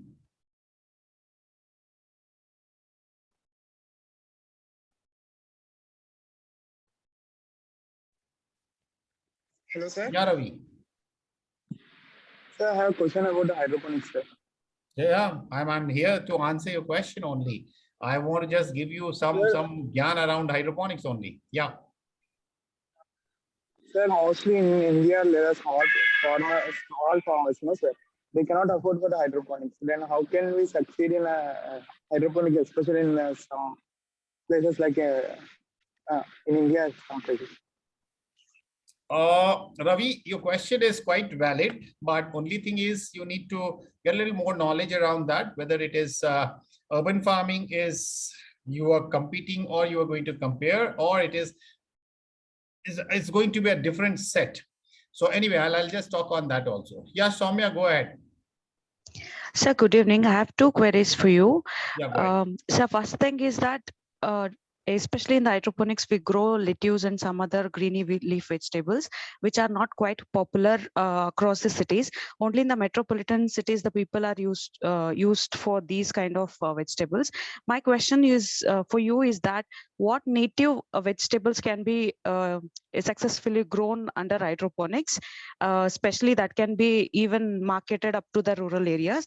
And my second query is that even I come from a farming background, and using hydroponics for the fodder purpose, especially using maize as the fodder, has gone disaster in my village, especially because I think I belong to a place like Ballari where the temperature is nearly 45 degrees Celsius, maybe due to the water supply or some technical failures might be there.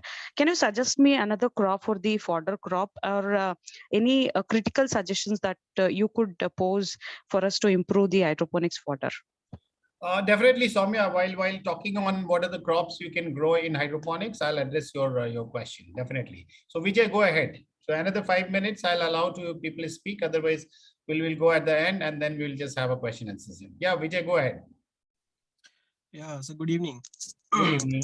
So my question is that, like, can we grow wheat, rice with hydroponic technology? Your answer is there today in today's presentation, so don't worry. And like, and second question is like we're just promoting hydroponic, but some of the reason, like in Punjab, water level is depleting day by day. So government is just promoting that you should use less water to grow more yield, right?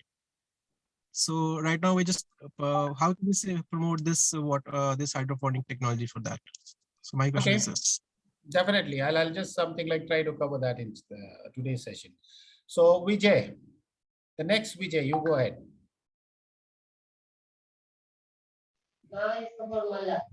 Sir, hello. Yeah, Vijay, go ahead.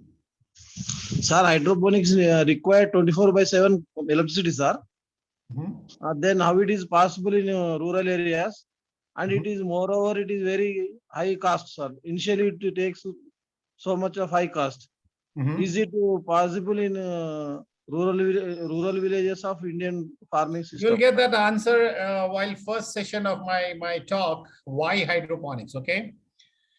More one question, sir. Yeah. Cost of this product is very vary from price from the normal and this hydroponics, sir. Okay. This is also needed. Anyway, so I will request, if I'll try to definitely address these while my lecture, but if you still have some queries, so at the end we will just resolve that. Satyapal.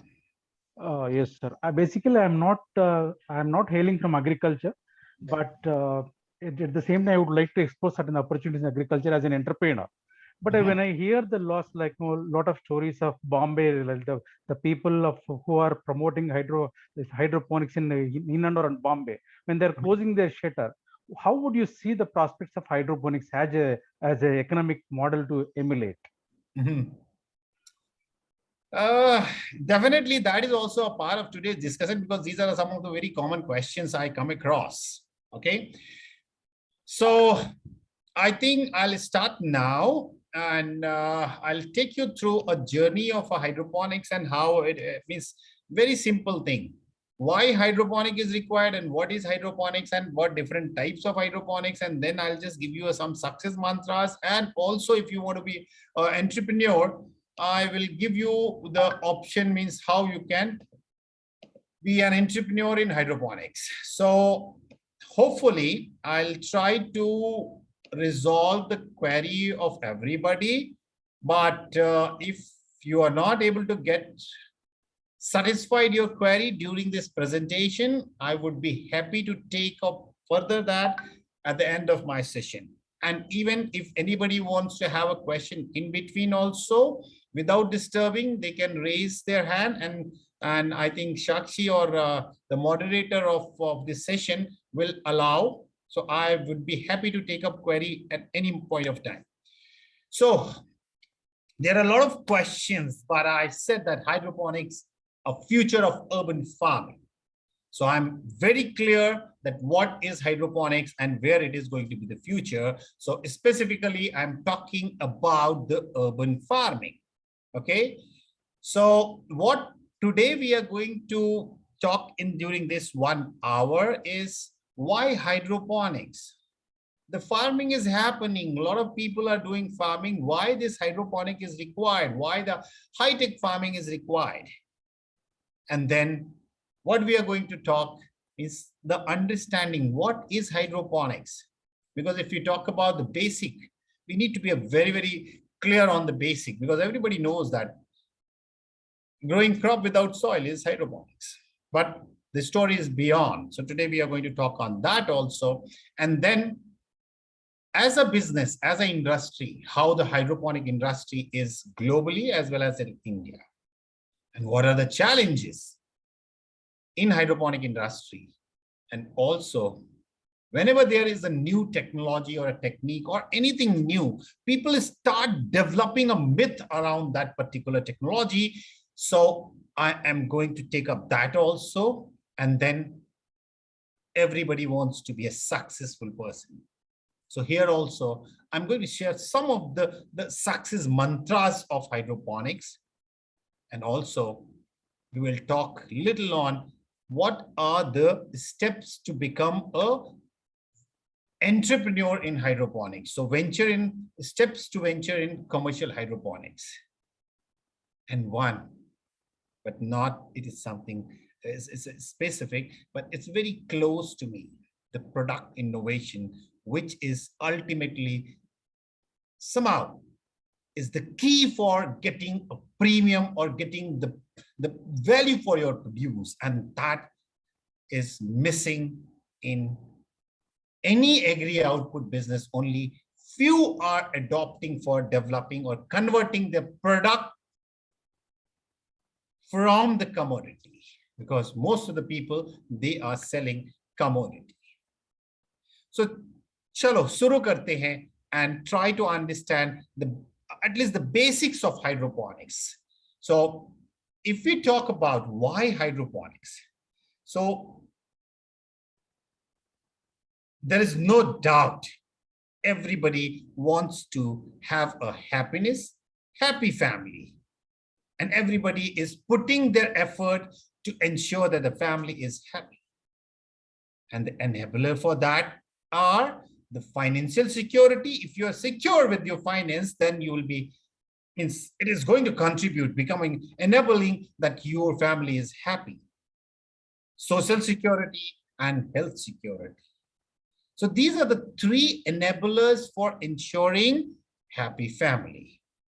And the health security, that comes from different steps. And if we talk about lifestyle, physical exercise, and the moment this pandemic, the COVID entered in our life, breathing exercise is also becoming, or means it's becoming a lifestyle. It's becoming a part of your life. So these three can be done individually. But if we are looking for a healthy environment and healthy food, yes, that can be done individually also. But if we talk about creating a visible impact, so it need to be a collective effort. And these two can be achieved by Khetibadi or a growing. And even if we talk about healthy food, hydroponic is one where you can ensure the quality of produce. And I'm sure everybody is aware that today, whatever we are buying from the shop, from the vegetable shop, we don't have any tool to assess the quality of that produce. Whether that is grown by using sewage water as an irrigation water, whether it is grown on a landfill where the heavy metal is there, or The grower has used a pesticide without having a knowledge, and it is harvesting very next day after application of that harmful chemical, or he is using oxytocin hormone for getting a better productivity. So with these circumstances, hydroponic is an option by which at least you can ensure that what you are eating is healthy and safe. Why I am saying hydroponic is in two buckets. One is the commercial hydroponic, and another is the home hydroponics, means something like anybody is doing in his balcony or a terrace or anywhere. So why it is giving you assured quality agri output. And if I talk further, we started as a hunting gathering, moved to shifting cultivation, then subsistence farming, and today, if we are talking about, it's a commercial farming, and commercial farming has given many good things, like it ensured a food sufficiency. But another thing is, it created a lot of pressure on our natural resources, and it created a lot of greed among the growers for ensuring a better return from their farm. So from a very healthy farming to a commercial, and even the moment we see initially there was two stakeholders in this agri value chain. One was a producer, another was a consumer, but gradually there was too many players engaged in this whole chain, and the profitability were reducing.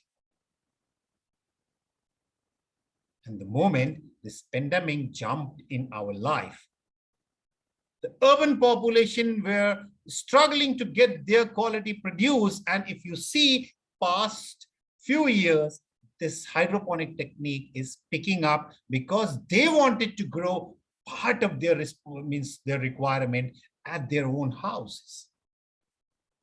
And that's how one is assured quality. Second is, yes, you can grow anything in your balcony also at the limited space and limited knowledge. And that's how this hydroponic is expanding, and everybody is now talking about this technology, the hydroponics. Another thing is quite visible. If you see like the segment, the bucket of traditional farming and urban farming or a hydroponics. So if you see like still almost 100% is under traditional farming. But this urban farming or modern farming is picking up. And the days are not that far when there will be two segments of this farming. There will be one traditional farming, which is the farmers are doing, and that will be majorly focused on the grains. And the other thing, which is the urban farming, majorly that is going to deal with the greens. Greens means not only the leafy vegetable, any green vegetable, the fresh vegetable, that is going to be the part of this urban farming. And gradually, both the buckets are going to expand. But believe me, these two buckets of farming are going to enable each other. They are going to support each other instead of competing with each other. As I mentioned, the grains are going to come from the traditional farming, and the greens are going to come from the urban farming, and this basket of urban farming is going to expand, but still it is going to restrict in and around the periphery of the urban cities, the metropolitan cities. And if anybody is exploring an opportunity to expand this kind of a farming in a rural area, I would only say that this is not yet a time when you can take this technology to the farmer. And With that, I'm not saying that it is not possible to take this to the rural farmers. It is possible, but before that, this technology need to be indigenized. Indigenized means today, whatever we are using in this hydroponics, it is almost a copy paste from the developed countries, and most of these components are being imported, and that's how the cost per unit is much higher than your traditional farming. So if you see, like, yes, there is a need which is expanding for the green, and that can only be fulfilled by high-tech farming like hydroponics or urban farming. If we talk further, why hydroponics? The cities are expanding. I'm giving an example because I'm in Delhi. I'm giving an example of a Delhi. It is going to expand. Even, I don't know, you know or not, Government of India has proposed a rapid rail corridor in and around Delhi, and 8 different corners of the cities are going to be connected with almost around 200 and 300 kilometers of city. So the city boundary, the urban population or urban area boundary is expanding. The connectivity is enhancing. The population density is increasing, enhancing. And even the people who are living in these kind of metros, they have higher purchasing power. So they are, and even they are aware about the quality, and they are ready to pay a premium. And all these things coming together and giving a boost to such a technology like hydroponics. So again, I want to emphasize that this is going to be the future of urban farming. And yes, that will somehow become a symbiotic with the traditional and urban farming to meet the urban population requirement. Also, if we talk about why hydroponics, as I mentioned, the commercial farming has helped us for ensuring the food sufficiency, and even net exporter, it created a net exporter and even enhanced the unit area return. But simultaneously, it has also given a problem, like consumer is suffering because the consumer is paying the same price, but still the farmer is getting the same price what he was getting long back. So ultimately, the struggle is with the consumer, and natural resources deteriorating, agri-produced quality is deteriorating, because today what we are eating, I don't know even. Greed of grower in and around urban population means the peri-urban area, those who are growing, their greed is expanding. So they never bothered about the health of the consumer. They only bother of delivering something shining kind of a produce so they can realize a better price. And also the consumer farmer disconnect is creating a trouble, and that's how the consumer is somehow struggling. And finally, if we talk about the water is becoming a bottleneck for such a kind of a high water requiring or inefficient kind of a farming. And that's how, if we talk about the farming, hydroponic is a solution. Even if you see this picture, many guys in metros, the public figures, they are growing their crop in hydroponics. They are practicing hydroponic at their farm. So that's the something kind of a potential this hydroponic is. So why hydroponics? Now next is, what is hydroponics? So this definition is a very pet definition. Everybody knows hydro and ponas, water. Working with water is hydroponics, or people will say growing crop without soil is hydroponics. So this is something like very common. Everybody knows that. But we need to understand what is exactly hydroponic is. If you see here, the plant is divided into 2 parts. One is the root, means the below ground, whatever is the below ground, or which is not exposed, or if I say that it is only have an ability to utilize the food, and it is a kind of a raw material supplier. or it's absorbing the raw material, and the green part is the producer as well as consumer, meaning because there is a photosynthesis also, there is a respiration also, but the root is only doing the respiration. And you know, this hydroponic is only linked with your root. So hydroponic is not having any link, direct link to your shoot. Indirect link, yes, because if root is acting as a mouth or supply source, and if the supply source is strong enough, the plant is going to be healthy, and if a healthy plant, there is a good quality and quantity of produce. So according to me, what is hydroponic? Hydroponic is a technique which enables the grower to create ideal microclimate around the root. So creating ideal microclimate around the root zone is hydroponics. Now, what are those ideal microclimate?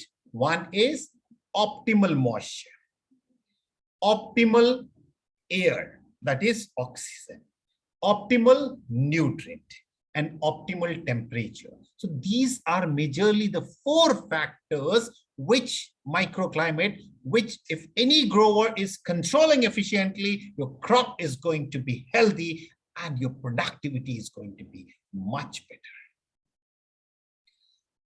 So what is hydroponics? It is a technique which applies to the root zone for creating the ideal microclimate. An ideal microclimate enables the efficient supply, raw material supply, and the plant is going to cook their food with similar efficiency, and finally the productivity and the quality both are going to be superior than any other produce. And yes, this is one of the most efficient growing system available on the earth and even evaluated on the Mars planet. So let's try to understand a little more. One is, what is hydroponics? And now after that, different types of hydroponics are there.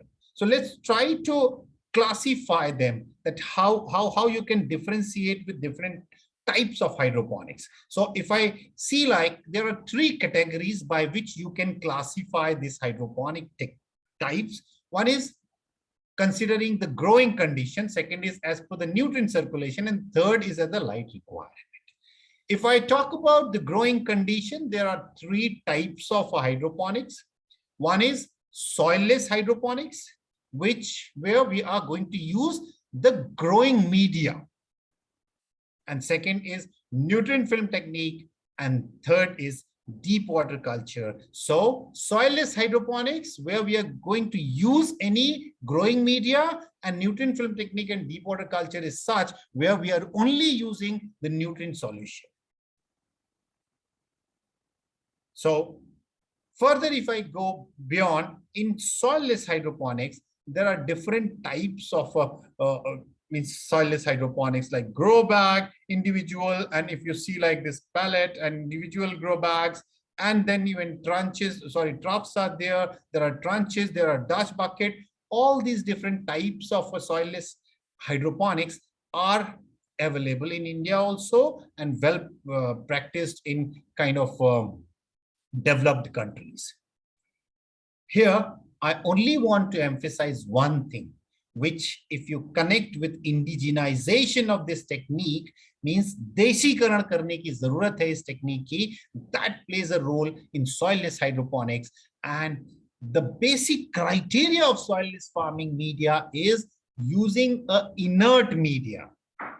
Inert means any media which don't have a potential to supply nutrient is inert media, and that is available in and around you also. Like the most common is cocoa peat, perlite, and even vermiculite. These are 3 things which is very, very popular and well-established growing media in it. But anything which is fulfilling the requirement of inert having potential of holding a lot of moisture, and also having an ability to adjust and accommodate with fluctuating temperature. So if these three, one is inert, second is having potential of holding moisture and holding air. If the three criteria is being met by any of the growing media in and around you, you can test that. But the basic thing is you need to be very, very cautious that it is not infected with any kind of microbes, because in any hydroponic growing system, we cannot allow any microbes to build up. Even one of the participants has asked me a question, how to handle a waterborne diseases. If you see the continuously moving water, there is the least chance of developing these type of microbes over and above. There are UV light treatments by which you can kill the microbes build up in your growing system. But you, as a grower, you have to ensure there is no microbe building up in that growing system. Now, the nutrient film technique and Dutch bucket, if you see, sorry, deep water culture. Nutrient film technique is something like grow channels, and in deep water culture, the depth of water is thicker, and in nutrient film technique, as I was mentioning, it's a very thin layer of a nutrient solution is passing through the root. Now, the question comes, if I'm a new, how can I identify that which growing system is good for my crop? So, very simple thing. The whole story is how you are ensuring optimal, because the technology is creating a better microclimate around the root zone, and air, or directly saying oxygen, is playing a critical role. So here, while deciding which is the best growing system, hydroponic growing system for your crop, any crop which is long duration, having wider leaf area, wider means the total leaf area is higher, long duration is definitely going to have higher volume of root, and if it is a higher volume of root, means it's required a higher concentration or a dissolved oxygen for ensuring a efficient respiration. So any of such crop is performing good under soilless hydroponics, like cucumber, capsicum, tomato. So any of these long duration crops. Why? Because in any growing media, the total dissolved volume of oxygen is always higher, because it is stored in a very, very small kind of droplets in your growing media as compared to the only solution. And the moment you talk about any short duration crop with a less leaf area, required a less root volume, and if less root volume, then definitely it is going to require a less oxygen, and that can be met by the dissolved oxygen in recirculating water. Now the question comes, the solution is in two, nutrient film technique and deep water culture. Both there is a solution. How to differentiate which is the better for your area?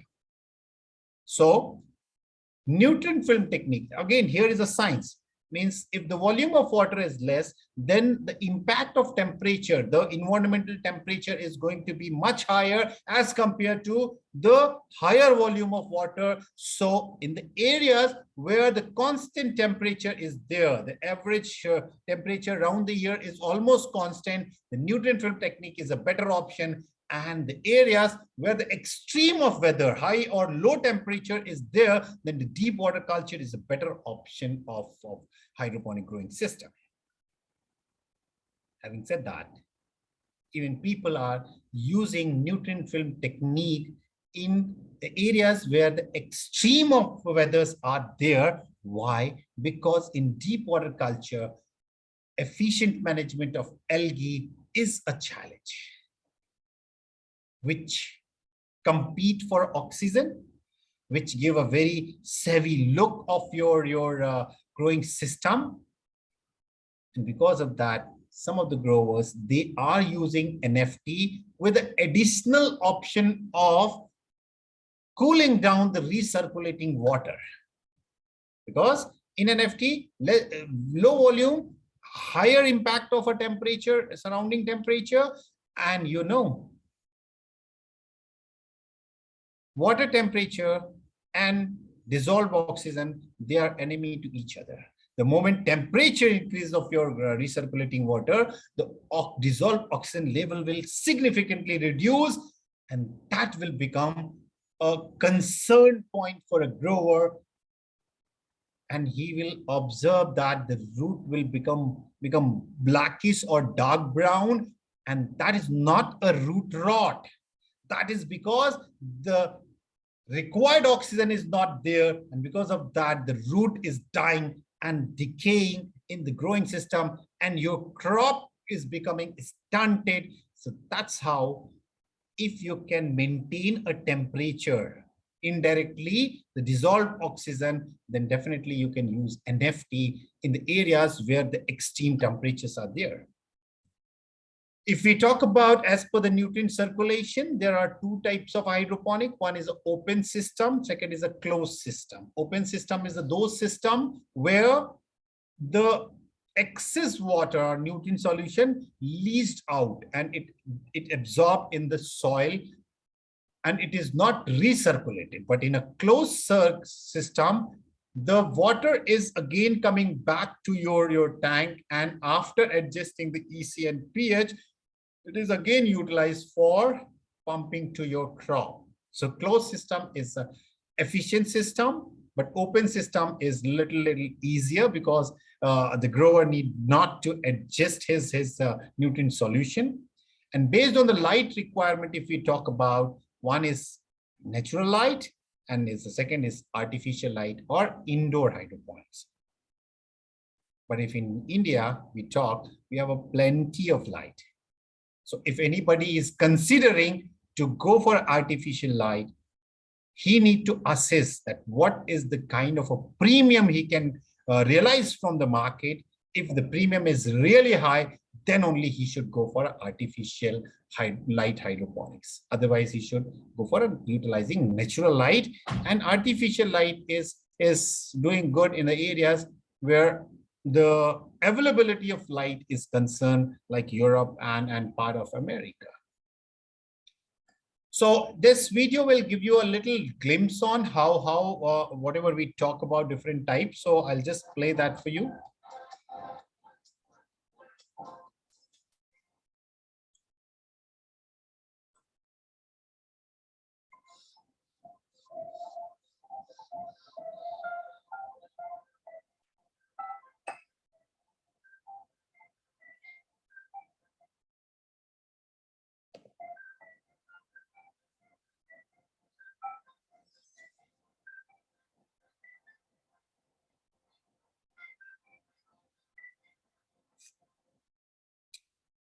The last one is the drip one is known as a soilless hydroponics, and this system was a closed hydroponic system where the nutrient solution was a recirculating. Next question, somebody has asked that what all those crops we can grow. So if I talk about different crops in hydroponics, there are some crops which are well established. There are some crops which are already in trial. People are trying to grow them in hydroponics, and there are some crops which can be considered because they are high value crops. If I talk about the established crops, the cucumber, tomato, capsicum, it is a well established in hydroponics. Leafy, all leafies, even in India also. Now, even if you asked me 10 years back or 8 years back, I was also not aware about this rocket, arugula, kale and all. But yes, even the list is quite long, but leafy vegetable, well established in developed country, as well as in somehow developing countries also. There are flowers which are rose, zerbera and lilium, which is well established. There are some trial crop like essential bearing crops, damask rose means the the rose which produce a fragrance, the oil, jasmine, saffron, medicinal crops, herbs, food crops, they all are under trial. And yes, any crop you can see around you having a potential to fetch you more price, then you can opt for that also. So these are some crops, and I've just categorized that. But what is my understanding about what are the crops you can grow in hydroponics? As I mentioned, hydroponic is a technique. You can grow any crop in hydroponic growing system. The only thing is you need to design the crop production protocol. Means how to grow your crop. So hydroponic is a technique, and if it is a technique for creating a better microclimate around the root zone, as a grower, you can grow any crop, but the only thing is how to grow that crop in hydroponic, that need to be established. So I think I answered the question of one of the participants at the beginning that what crops you can grow. Answer is you can grow any crop. And I still I remember the question about that maize as a fodder was a disaster. So it's not a disaster because of the technology. It was a disaster because of the way you are handling your technology. You ensure a proper aeration in your water, you will get your maize only. Don't look for any option. Achieve what you're looking for. So maybe you can connect with me offline, and I can just ensure that you will be able to grow your maize as a fodder in your own growing system with a little modification. So don't look for the options. Go and use the technology as one need to. Because if we talk about hydroponic is having two components. One, what I defined is hardware, and there is a software. Because IT is now quite popular and everybody know these two terms, hardware and software. And in that also hardware is the infrastructure. Here also hardware consists of all the infrastructure like growing system, irrigation system, fogging system, greenhouses, whatever is coming to create an infrastructure is in hardware. Software is what? How to grow your crop. What crop, what variety, what time of sowing, what nutrient recipe, what moisture content, what fogging system, what temperature, what humidity, that comes under software. And you know, success of these two segments for ensuring success of a hydroponic project is 20-80.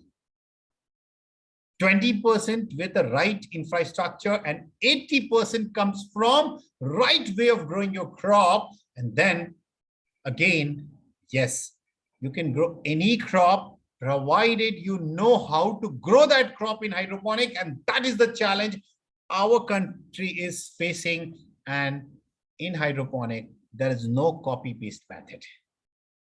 That you have seen something somewhere and you want to copy the same thing to your place, it may or may not work. Even the neighboring project means some of the factors will that the process, the SOP followed by project X will not work on project Y because n number of variable factors are responsible for ensuring crop production in hydroponics. So what? Copy-paste method is not going to work in hydroponics. Crops, as I mentioned, tomato is covering the largest area, then leafies are there, then peppers are there, then cucumber is there. If I talk about tomato, leafy pepper, and cucumber, almost 70 to 75% area is under these crops. But yes, this is for the developed country. In India, if I talk about 80% is under leafy vegetable. And some of the people are started growing cucumber, tomato, capsicum. These are some of the other crops which are very common in India in hydroponics.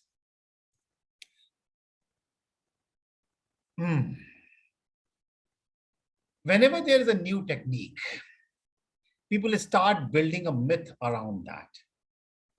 So it's my responsibility, because I cannot claim myself as an expert, but yes, I have a decent experience and understanding about this kind of a technology, and I'm trying and I'm putting my effort to handhold whoever is venturing in this kind of a really efficient growing system.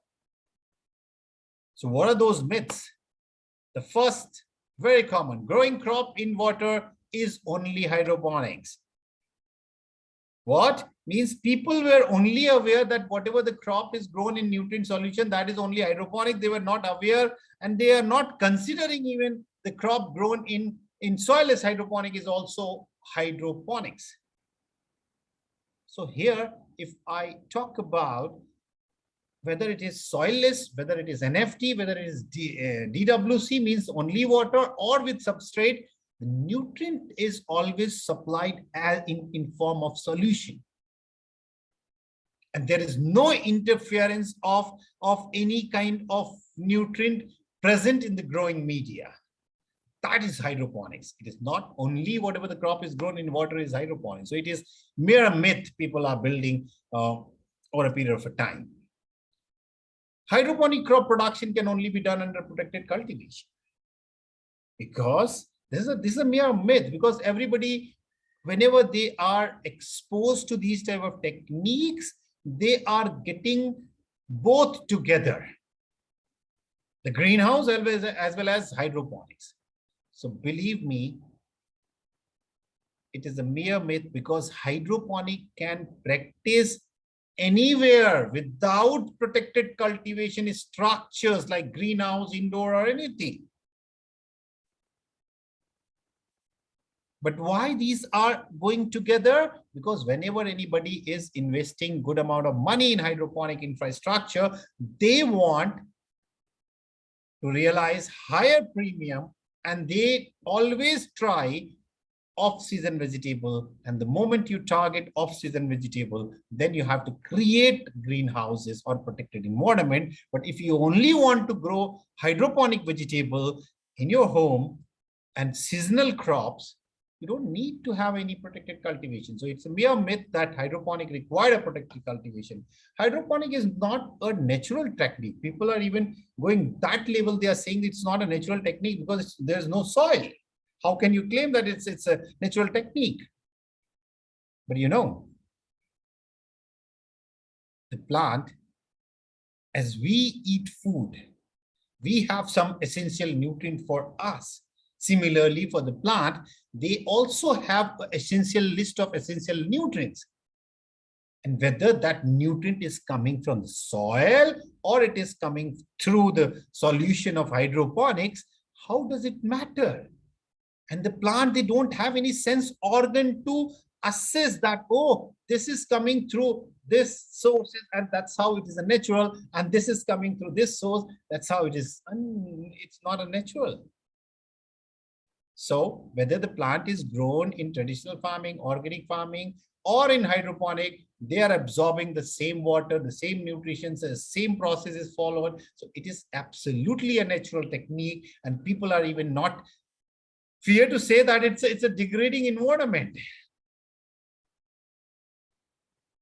How? Yeah, the glass houses, the greenhouses, they are generating the gases, greenhouse gases, but hydroponic technique is not degrading the environment. It is improving, because unit meter square area is accommodating more plants, and if it is a more plant, more purification, and it is helping the environment. So it is mere myth. Hydroponic makes use of a light that are harmful. But you know, plant can only absorb the photosynthetic active radiation. They cannot infrared or ultraviolet, and the same is happening in traditional as well as in hydroponics also. So they are not at all using any kind of a Harmful light. Hydroponic practice indoor only. Again, I have mentioned already, you can grow any seasonal crop in the season without using any kind of a indoor or a protected cultivation structure. These last 2 points, hydroponic is an expensive technique and it is difficult to practice. In Indian scenario, it is a reality. Still, a lot need to be done for indigenizing the technique and then bringing down the cost effectiveness. But if you talk about Europe or any developed country, these are exclusively myths, because if they are putting higher investment, they are getting the higher return. The ROI is even higher than any kind of other investment. And they already have skilled resources and they are managing their farm efficiently. But if we talk about India, we have a limited resources, and because of that, it is difficult to practice. So after myth, I want to just give you a brief glimpse on what is the scenario in India or globally. It is increasing with the the size of this industry is expanding around $25 billion now, and it is growing at a CAGR of 11%. It was 8.5% in 2015. And you know, the World Bank prediction, 3 billion people are going to be added in our existing population by 2050, and 80% are going to live in cities. And hydroponics is urban farming for cities. And if that is the case, it is going to expand. The kind of a potential you can see is very, very clear, and it is going to be the future of urban farming. But if we see India, there is no estimate so far, very initial stage, most of the project. But in Hyderabad, there are 2-3 projects, big projects are there, even in Delhi also. Gradually that is expanding. Now people are migrating from the pilot to a commercial project. And I will not hesitate to say, most of them are struggling. As somebody has mentioned, for Mumbai, people are shutting gate of their hydroponic farm. So it doesn't mean that this technology is not going to work. If you efficiently manage this technology, there is nothing available in terms of efficiency of hydroponic. It is the most efficient growing system available so far. And if the system is efficient, you need to efficiently manage. And believe me, the potential is huge. But the only thing is how to grow the crop need to be freezed, because the difference between traditional farming and hydroponic is basically what? The soil is missing. The mother. कहते हैं ना धरती माँ, that is missing. And you know, in traditional farming, that is really playing a role of a mother, of a grower. Why? Because it is acting as a buffering agent. If the grower is committing any mistake, the shock is being absorbed by the soil, and whatever is beyond the capacity of soil, that only reflect on the crop. But that mother is missing in hydroponics. So you have to handle very efficiently, and within 24 hours, if you are doing any or committing any mistake, that will be reflected on your crop. So precision is required. And if you really do precise application or precise farming in hydroponics, definitely you can succeed and get what you are looking for. So this is just a scenario that how this technology is picking up. Yes, Europe and America, it's something like a good number of commercial farms are established. But if we talk about Asia and even the Australia, is still the farms, or most of them are in pilot phase, and it is moving ahead with the commercial ventures also, but it may take some time. But yeah, time is not far when we are also going to have good number of plant factories in our country. Plant factories, specifically, yes, high-tech farms. Challenges in hydroponics, yes, somebody has mentioned capital intensive it is, technical resources are scarce, there is limited people who know really how to handle this hydroponics. Hardware, software is really playing a crucial role. Sometimes people are not able to get the right hardware, and yeah, most of them are not able to still develop their software, and those who develop, they are not even ready to share that knowledge. They are holding that knowledge, they are getting those kind of a benefit for them. And yes, the product innovation, which is somehow missing in agri output value chain. And if as a urban grower or hydroponic grower, you are not starting your project with a product that, okay, I want to do this product and that's how my project is going and I will produce these crops. So product innovation is one of the key for ensuring success for any hydroponic project. Success mantra, yes, the best and the most crucial and important is the start. Start from the market. Efficient marketing is going to be the key for ensuring success. You need to be very clear that what is your marketing strategy, what is your market segment, what is your product basket, and how you are going to ensure consistent supply, and how you are going to create a product differentiation.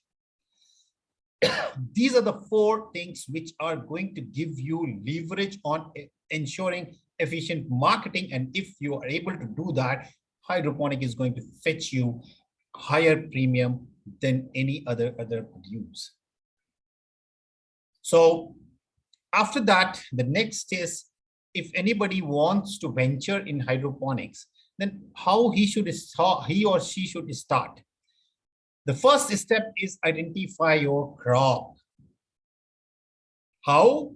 Understand the market, evaluate the market potential. Once you freeze that, okay, these are something like a crop of my choice, which I can sell easily in the market and realize the good premium and good return, then you move to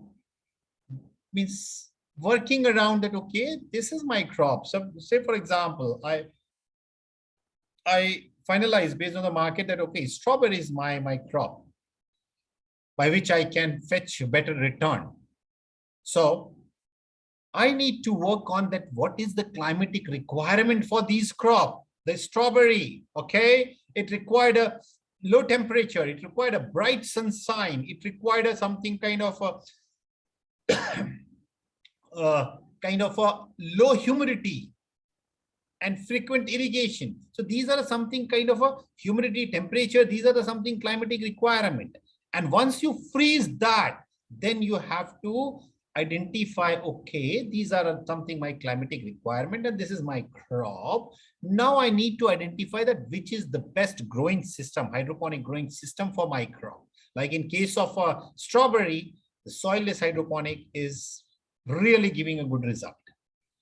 So after you decided that, okay, this is my crop, this is my climatic requirement, this is my growing system, now you do the detailing of your hardware, means what all those infrastructure you want and up to what extent you want to automate that. Because one of the benefit of hydroponic, it can work on an autopilot mode.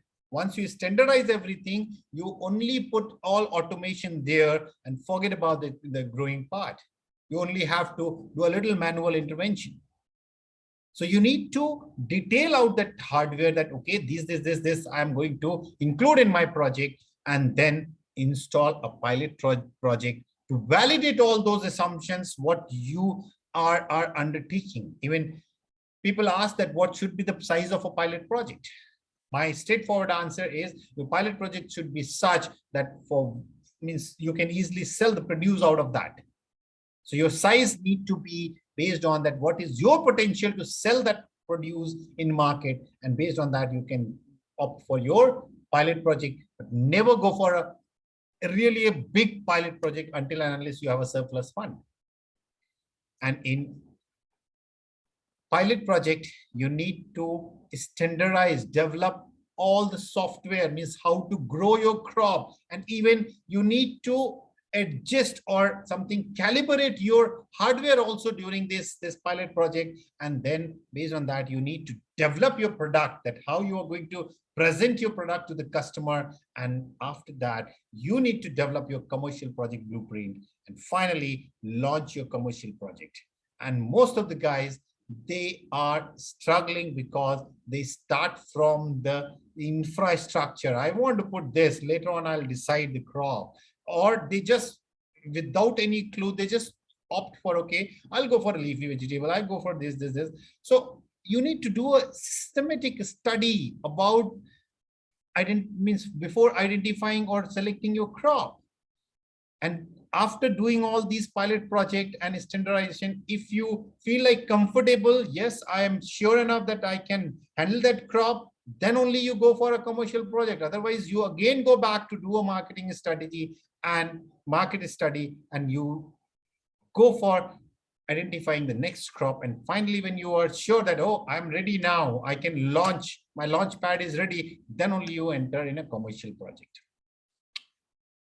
Product innovation is something kind of really a skill. This maybe I'll share the presentation with the organizers, and YouTube is there for the product, what I'm going to talk with you guys. How to do that product innovation.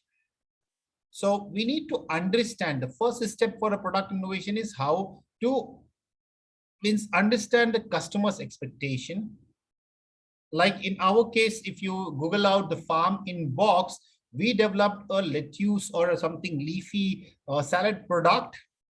And we went to the customer. There were two sets of customer. One is the organized retailer, and another one was the ultimate consumer. So the retailers were struggling. The organized retailers were struggling with the shelf life, because the moment you slaughter, yes, I'm using intensely the slaughter your leafy vegetable, the deterioration starts from that point of time. And the shelf life was 3 to 4 days.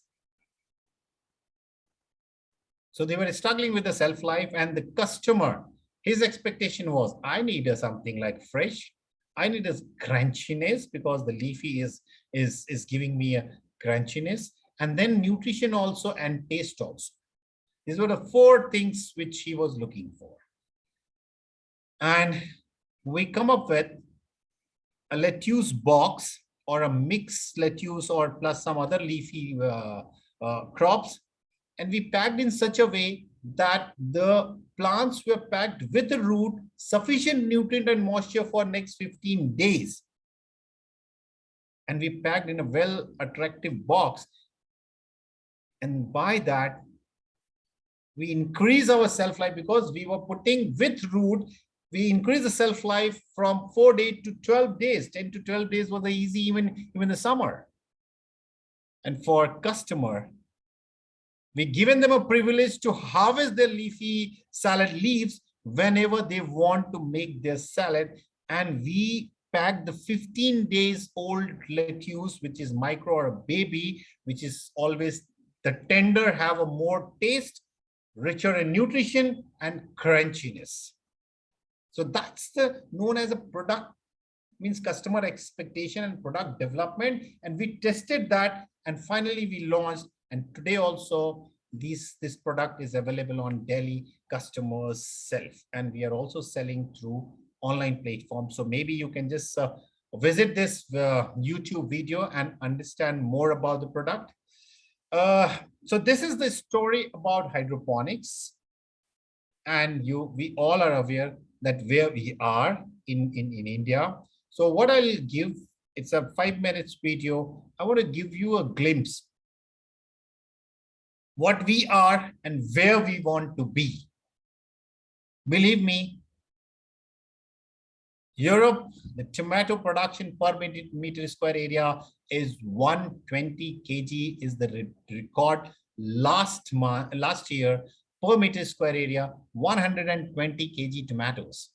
So that's the level where we need to be, and what we are well aware. So let's have a look on the kind of a status or kind of a journey we need to take. So I'll just play this video for you and then we'll further continue. That's all from my side. And now the floor is open for any kind of question. I would love to answer the questions. Yeah, over to Sakshi.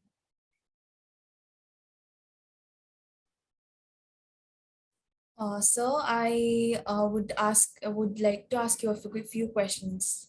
Sure.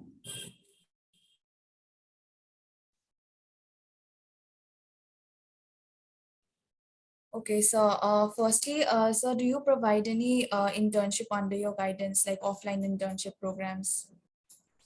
Yeah. See, right now I'm extending my means, what should I say, the technical support or hand-holding to a good number of farms in Delhi, Maharashtra, and Assam. So yeah, it's okay. I'm open for taking the intern, and even right now I'm looking for 4 or 5 interns for the marketing model, because we are working on a specific marketing model of hydroponic produce. So those who are interested, maybe they can reach to me immediately. We are looking for 4 interns. Okay, sir. Yeah. So another question, what is the cost benefit ratio in hydroponics? How much return can be expected over investment? It's very simple way of doing. If you are efficiently doing the software part, means the crop growing part, you can easily expect your ROI is in a very good way. But giving you a ballpark number is really difficult, because yeah, you have a potential of getting something like 10 times of the production what you are getting in open environment. But again, if you are not efficiently managing, you will not able to get even the produce what you are getting in a traditional farming. Then there is no matter of even talking about the ROI. So yes, if you can efficiently manage this hydroponic production system, the ROI is really significant and positive. Yeah. Okay, sir. So now the participants can ask questions. I think you have to allow them for speaking. Yes, sir.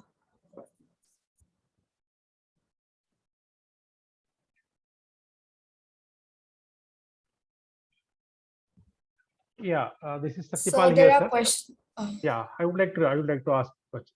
So what is the 𝘷𝐷𝐻𝑒pr business model in hydroponics? Because when you say that right now they're investing and you are the head of India for that, what is the model they are looking at? Because it is still in very nascent stages. This is one first question, sir.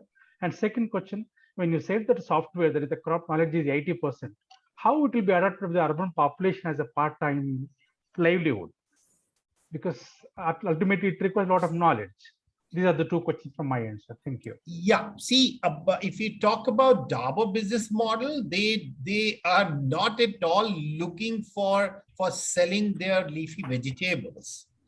Their business model is for their captive consumption of the herbs they are using in their products.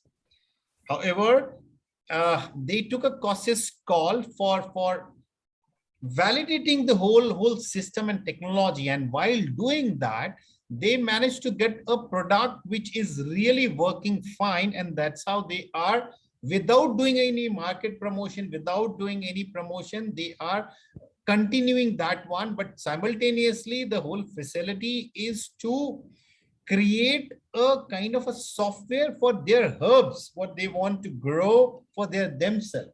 Oh, so in-house consumption. In-house consumption. Okay. And about the second question, livelihood, still that cannot be taken as a part-time business, but yes, as a self-consumption, you can take it as something kind of a hobby. But if you really want to venture in hydroponic, initially 1 or 2 years, you need to be dedicatedly work for the project and standardize the things. And after that, you can make it as something kind of a hobby or part-time job. Thank you, sir. Got it. Yeah. Thank you so much.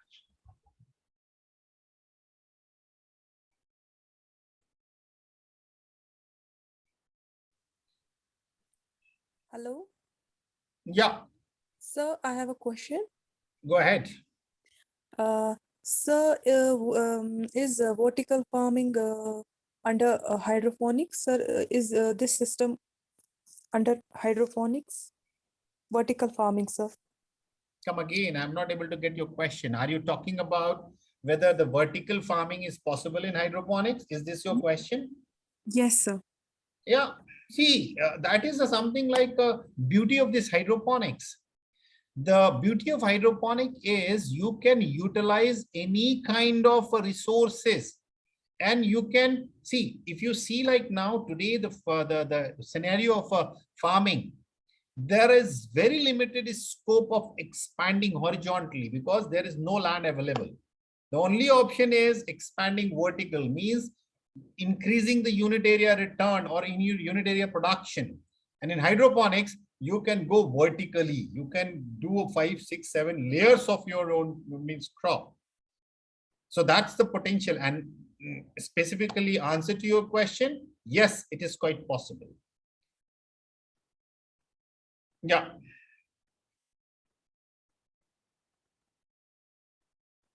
I think Rajpal, you go ahead. Sakshi, Diksha, I think. Diksha, you have to allow him. Yeah, Rajpal, go ahead.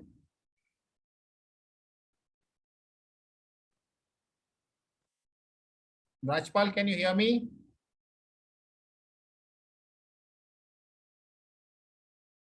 Anyway, so maybe we can move forward for the next question, Diksha.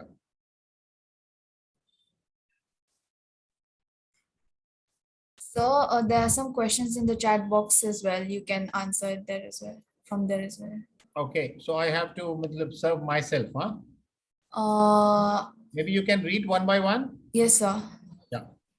So somebody has asked, is parthenocarpic cucumber suitable for vertical farming? See, vertical farming, it is not, because until and unless you develop some system where you can take their vines to a same floor. But yes, parthenocarpic cucumbers are doing really good in hydroponics. I was exploring something on how to just do some bit of kind of a horizontal layering of that. But still, you need to do a lot of work for that. If you really want to take it multi-layer the cucumber, but if you want to go for a single layer, this is the best system. The soilless hydroponic is the best system for that. Yes. Okay, sir. Another question from Shubham. Cost comparison between traditional farming versus hydroponics. Cost comparison. Yes, sir. Yeah. So if we talk about the cost comparison, there is no such data available, but it again depends on the person, the grower who is handling the hydroponic farm. And if he is efficiently handling that farm, the potential is even multi-fold increase in the productivity. And multi-fold means productivity increase is directly the return increase. So ROI is going to be significantly higher than the traditional farming. So that's the only comparison I can give you. But yes, so far there is no data available where you can say specifically that 4 times higher, 8 times higher, 10 times higher. There are still no standardization available. Yeah. Okay, sir. Sir, one thing I want to ask that जो ICAR है हमारा, जहाँ जो ICAR की who is speaking? I'm not able to I'm from hear. Team Just Agriculture, sir. Pardon? From Team Just Agriculture. Okay, yeah, go ahead. तो जैसे sir ICAR की universities हैं या हमारी और भी यूनिवर्सिटीज हैं, स्टेट यूनिवर्सिटीज, तो सारे यूनिवर्सिटीज में हाइड्रोपोनिक्स का ना तो ही कोई सेटअप है एज सच, ना हमारे कोई सिलेबस में एज सच कोई अलग से कह लो कि सब्जेक्ट भी नहीं अभी तक बना ना इसके ऊपर वर्टिकल फार्मिंग के. It is just a part of horticulture में एक कह लो कि टॉपिक के तौर पे पढ़ाया जाता है. So what is your view कि क्या जितने भी जैसे you are renowned in India for hydroponics, so आपकी जैसी पर्सनैलिटीज क्या कुछ ऐसा मतलब हम जस्ट एग्रीकल्चर के तौर पे हम भी एफर्ट करेंगे कि क्या हम अगर ICAR को ये रिकमेंडेशन करें कि अभी जैसे नेचुरल फार्मिंग के ऊपर नया सब्जेक्ट बन गया एक प्रॉपर, ऑर्गेनिक फार्मिंग के ऊपर अब PhD होने लग गई है, क्योंकि ICAR ने भी सोचा कि हाँ इसके ऊपर काम करना चाहिए, latest technology, same as it is artificial intelligence now, drones, they are supporting the drones, and last month I think ICAR and the Ministry of Agriculture has given 5,000 crores to manage, just to avail the farmers about drones. तो अगर हम ऐसी कुछ efforts करें, जैसे आपका session रखा है, ऐसे कुछ एफर्ट करें, और जितनी भी हाइड्रोपोनिक्स की ऊपर काम करती कंपनीज हैं या आपके जैसी पर्सनैलिटीज हैं, तो क्या हम ICAR को भी ऐसी रिकमेंडेशन भेज सकते हैं कि इसके ऊपर प्रॉपरली रिसर्च की जाए, ताकि इसको और एक्सप्लोर किया जाए, लोगों को नॉलेज मिले, क्योंकि अभी क्या है, अवेयरनेस ही है नहीं. Like I just visited at Chandigarh farm of hydroponics by FarmCult. So एक entrepreneur है, he's a BTech engineering graduate. तो उनका जो मैंने वर्टिकल फार्मिंग का कंसेप्ट देखा, उन्होंने क्या किया हुआ, एक ट्रायल कर रहे हैं वो, अलग अलग लाइट्स, अलग अलग कलर की लाइट्स यूज करके, किसी में वो व्हाइट लाइट यूज कर रहे हैं, किसी में वो पिंक कलर की यूज कर रहे हैं. सो ही इज जस्ट ट्राइंग कि हमें क्या रिजल्ट मिल रहा है ना. बट अभी तक क्या है, ऐसी हमारे पास रिसर्च इंडिया में नहीं है, या कह लो उतनी अवेयरनेस भी नहीं है कि एक जो हमारा जो एग्रीकल्चर के प्रोफेशनल्स हैं या स्टूडेंट्स हैं, या जो एक अदर प्रोफेशनल्स हैं जो इसके ऊपर काम तो करना चाहते हैं, बट उनको इतनी नॉलेज नहीं है. We don't have that much data, not research papers. So what is your view on all this prospect कि हम कैसे इसको एक next level तक लेके जाएं? See, it's a area where I'm also working, and I'm closely working with the Additional Commissioner Horticulture, and even for your information, some of the universities, they started these type of kind of a high-tech growing systems, and they are doing some research. Like one of the dean from Jhalawad University, Rajasthan, he associated with me from past, I think, a year and a half, and he is doing whatever I'm just suggesting to him, and that's how a database is being created. But if we talk about specifically the government system, there are two sets of people are there. One set of people, they have declared that this technology is not going to work in India. Okay. And there are other set of people who are really putting effort, and the number of those guys are really less. Because see, what is happening in hydroponics, you don't have any leverage or any opportunity or any chance to do a mistake. और अगर एक बार गलती हुई तो पूरी crop खत्म हो जाती है. एंड हमारे सिस्टम में मुझे बोलने की जरूरत नहीं है कि कितनी गलतियां होती हैं. And that is the reason why this technology is not picking up in India. And you know, I am struggling. I'm personally struggling to get some resources for running some of my farms. So that's the kind of opportunity there. So yes, I absolutely agree with you. We need to put forward, we need to push them. I'm putting my effort. I'm just communicating whatever I can, wherever and any platform, I'm always ready to speak about the technology. I am trying to take that to a level, because even Delhi government is really working towards this urban farming. They are going to organize for sensitizing Delhi population around 600 to 700 workshops. So ऐसा नहीं है कि government में भी लोग सोच नहीं रहे हैं उसके बारे में, but there is a need for having a group of people who can really tell the science behind this technology. Until and unless that knowledge will dissipate, if that knowledge will be delivered to these policy makers, it is going to be difficult, really difficult. But yeah, time is not far. अगर हम थोड़ा effort और करेंगे तो जो चीज 10 साल के बाद आने वाली हो सकता है अगले 2 सालों में भी आ जाए. So yes, there is a need for such an initiatives where we can do, even with the help of this the Commissioner Horticulture, Additional Commissioner Horticulture, we are trying to put this as one of the component under subsidy scheme. I means even some of the state, they have already announced. Soon you guys are going to get the information, or the kind of information from the government of India also, that they put that in horticulture schemes as a subsidy. So yeah, I'm ready, and there is a need for working for that policy advocacy. Yeah.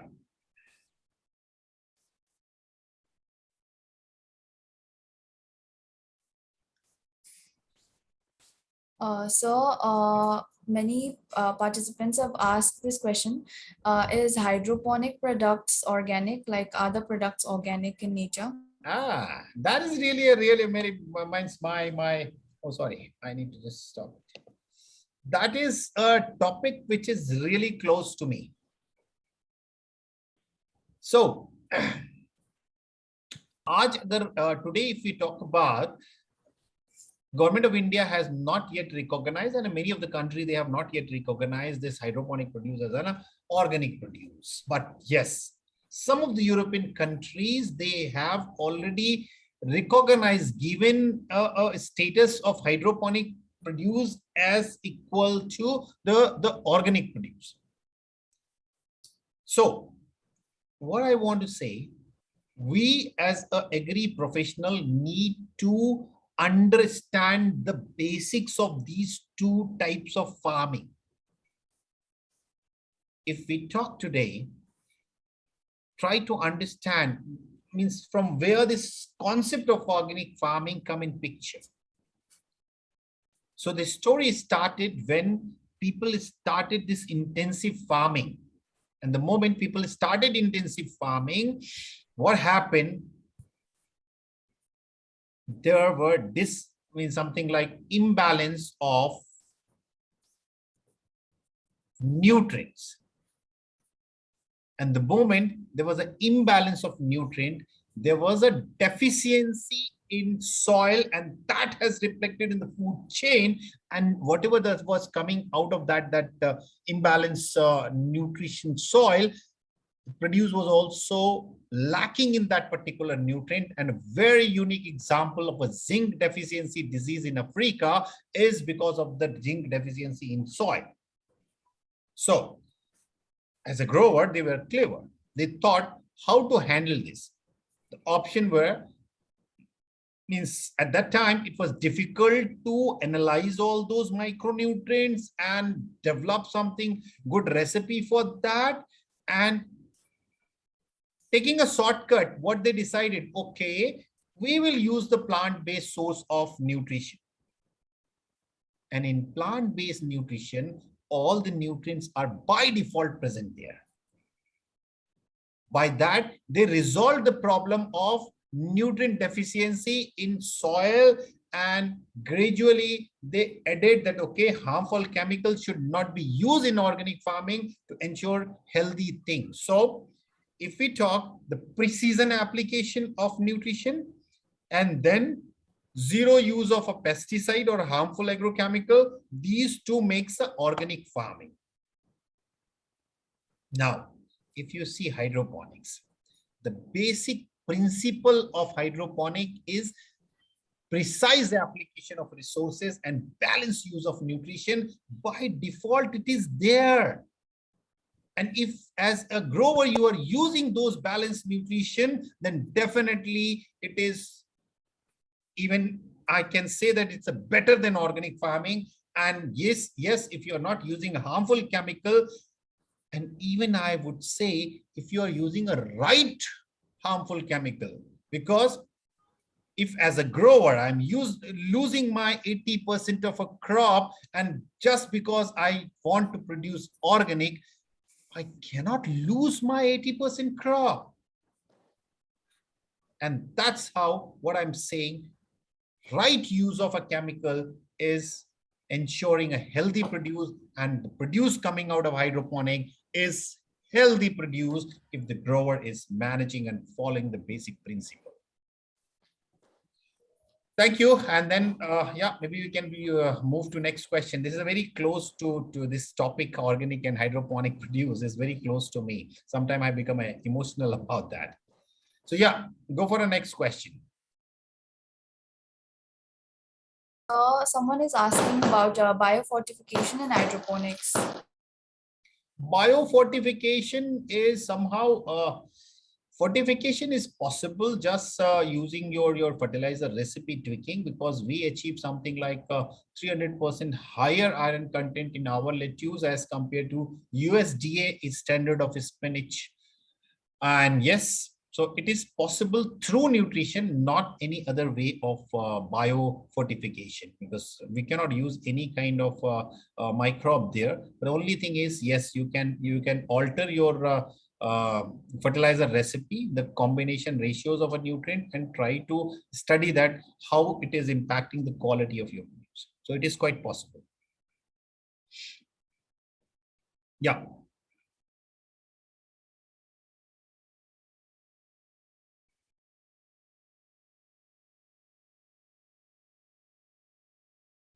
Diksha, we need to quickly go for the questions.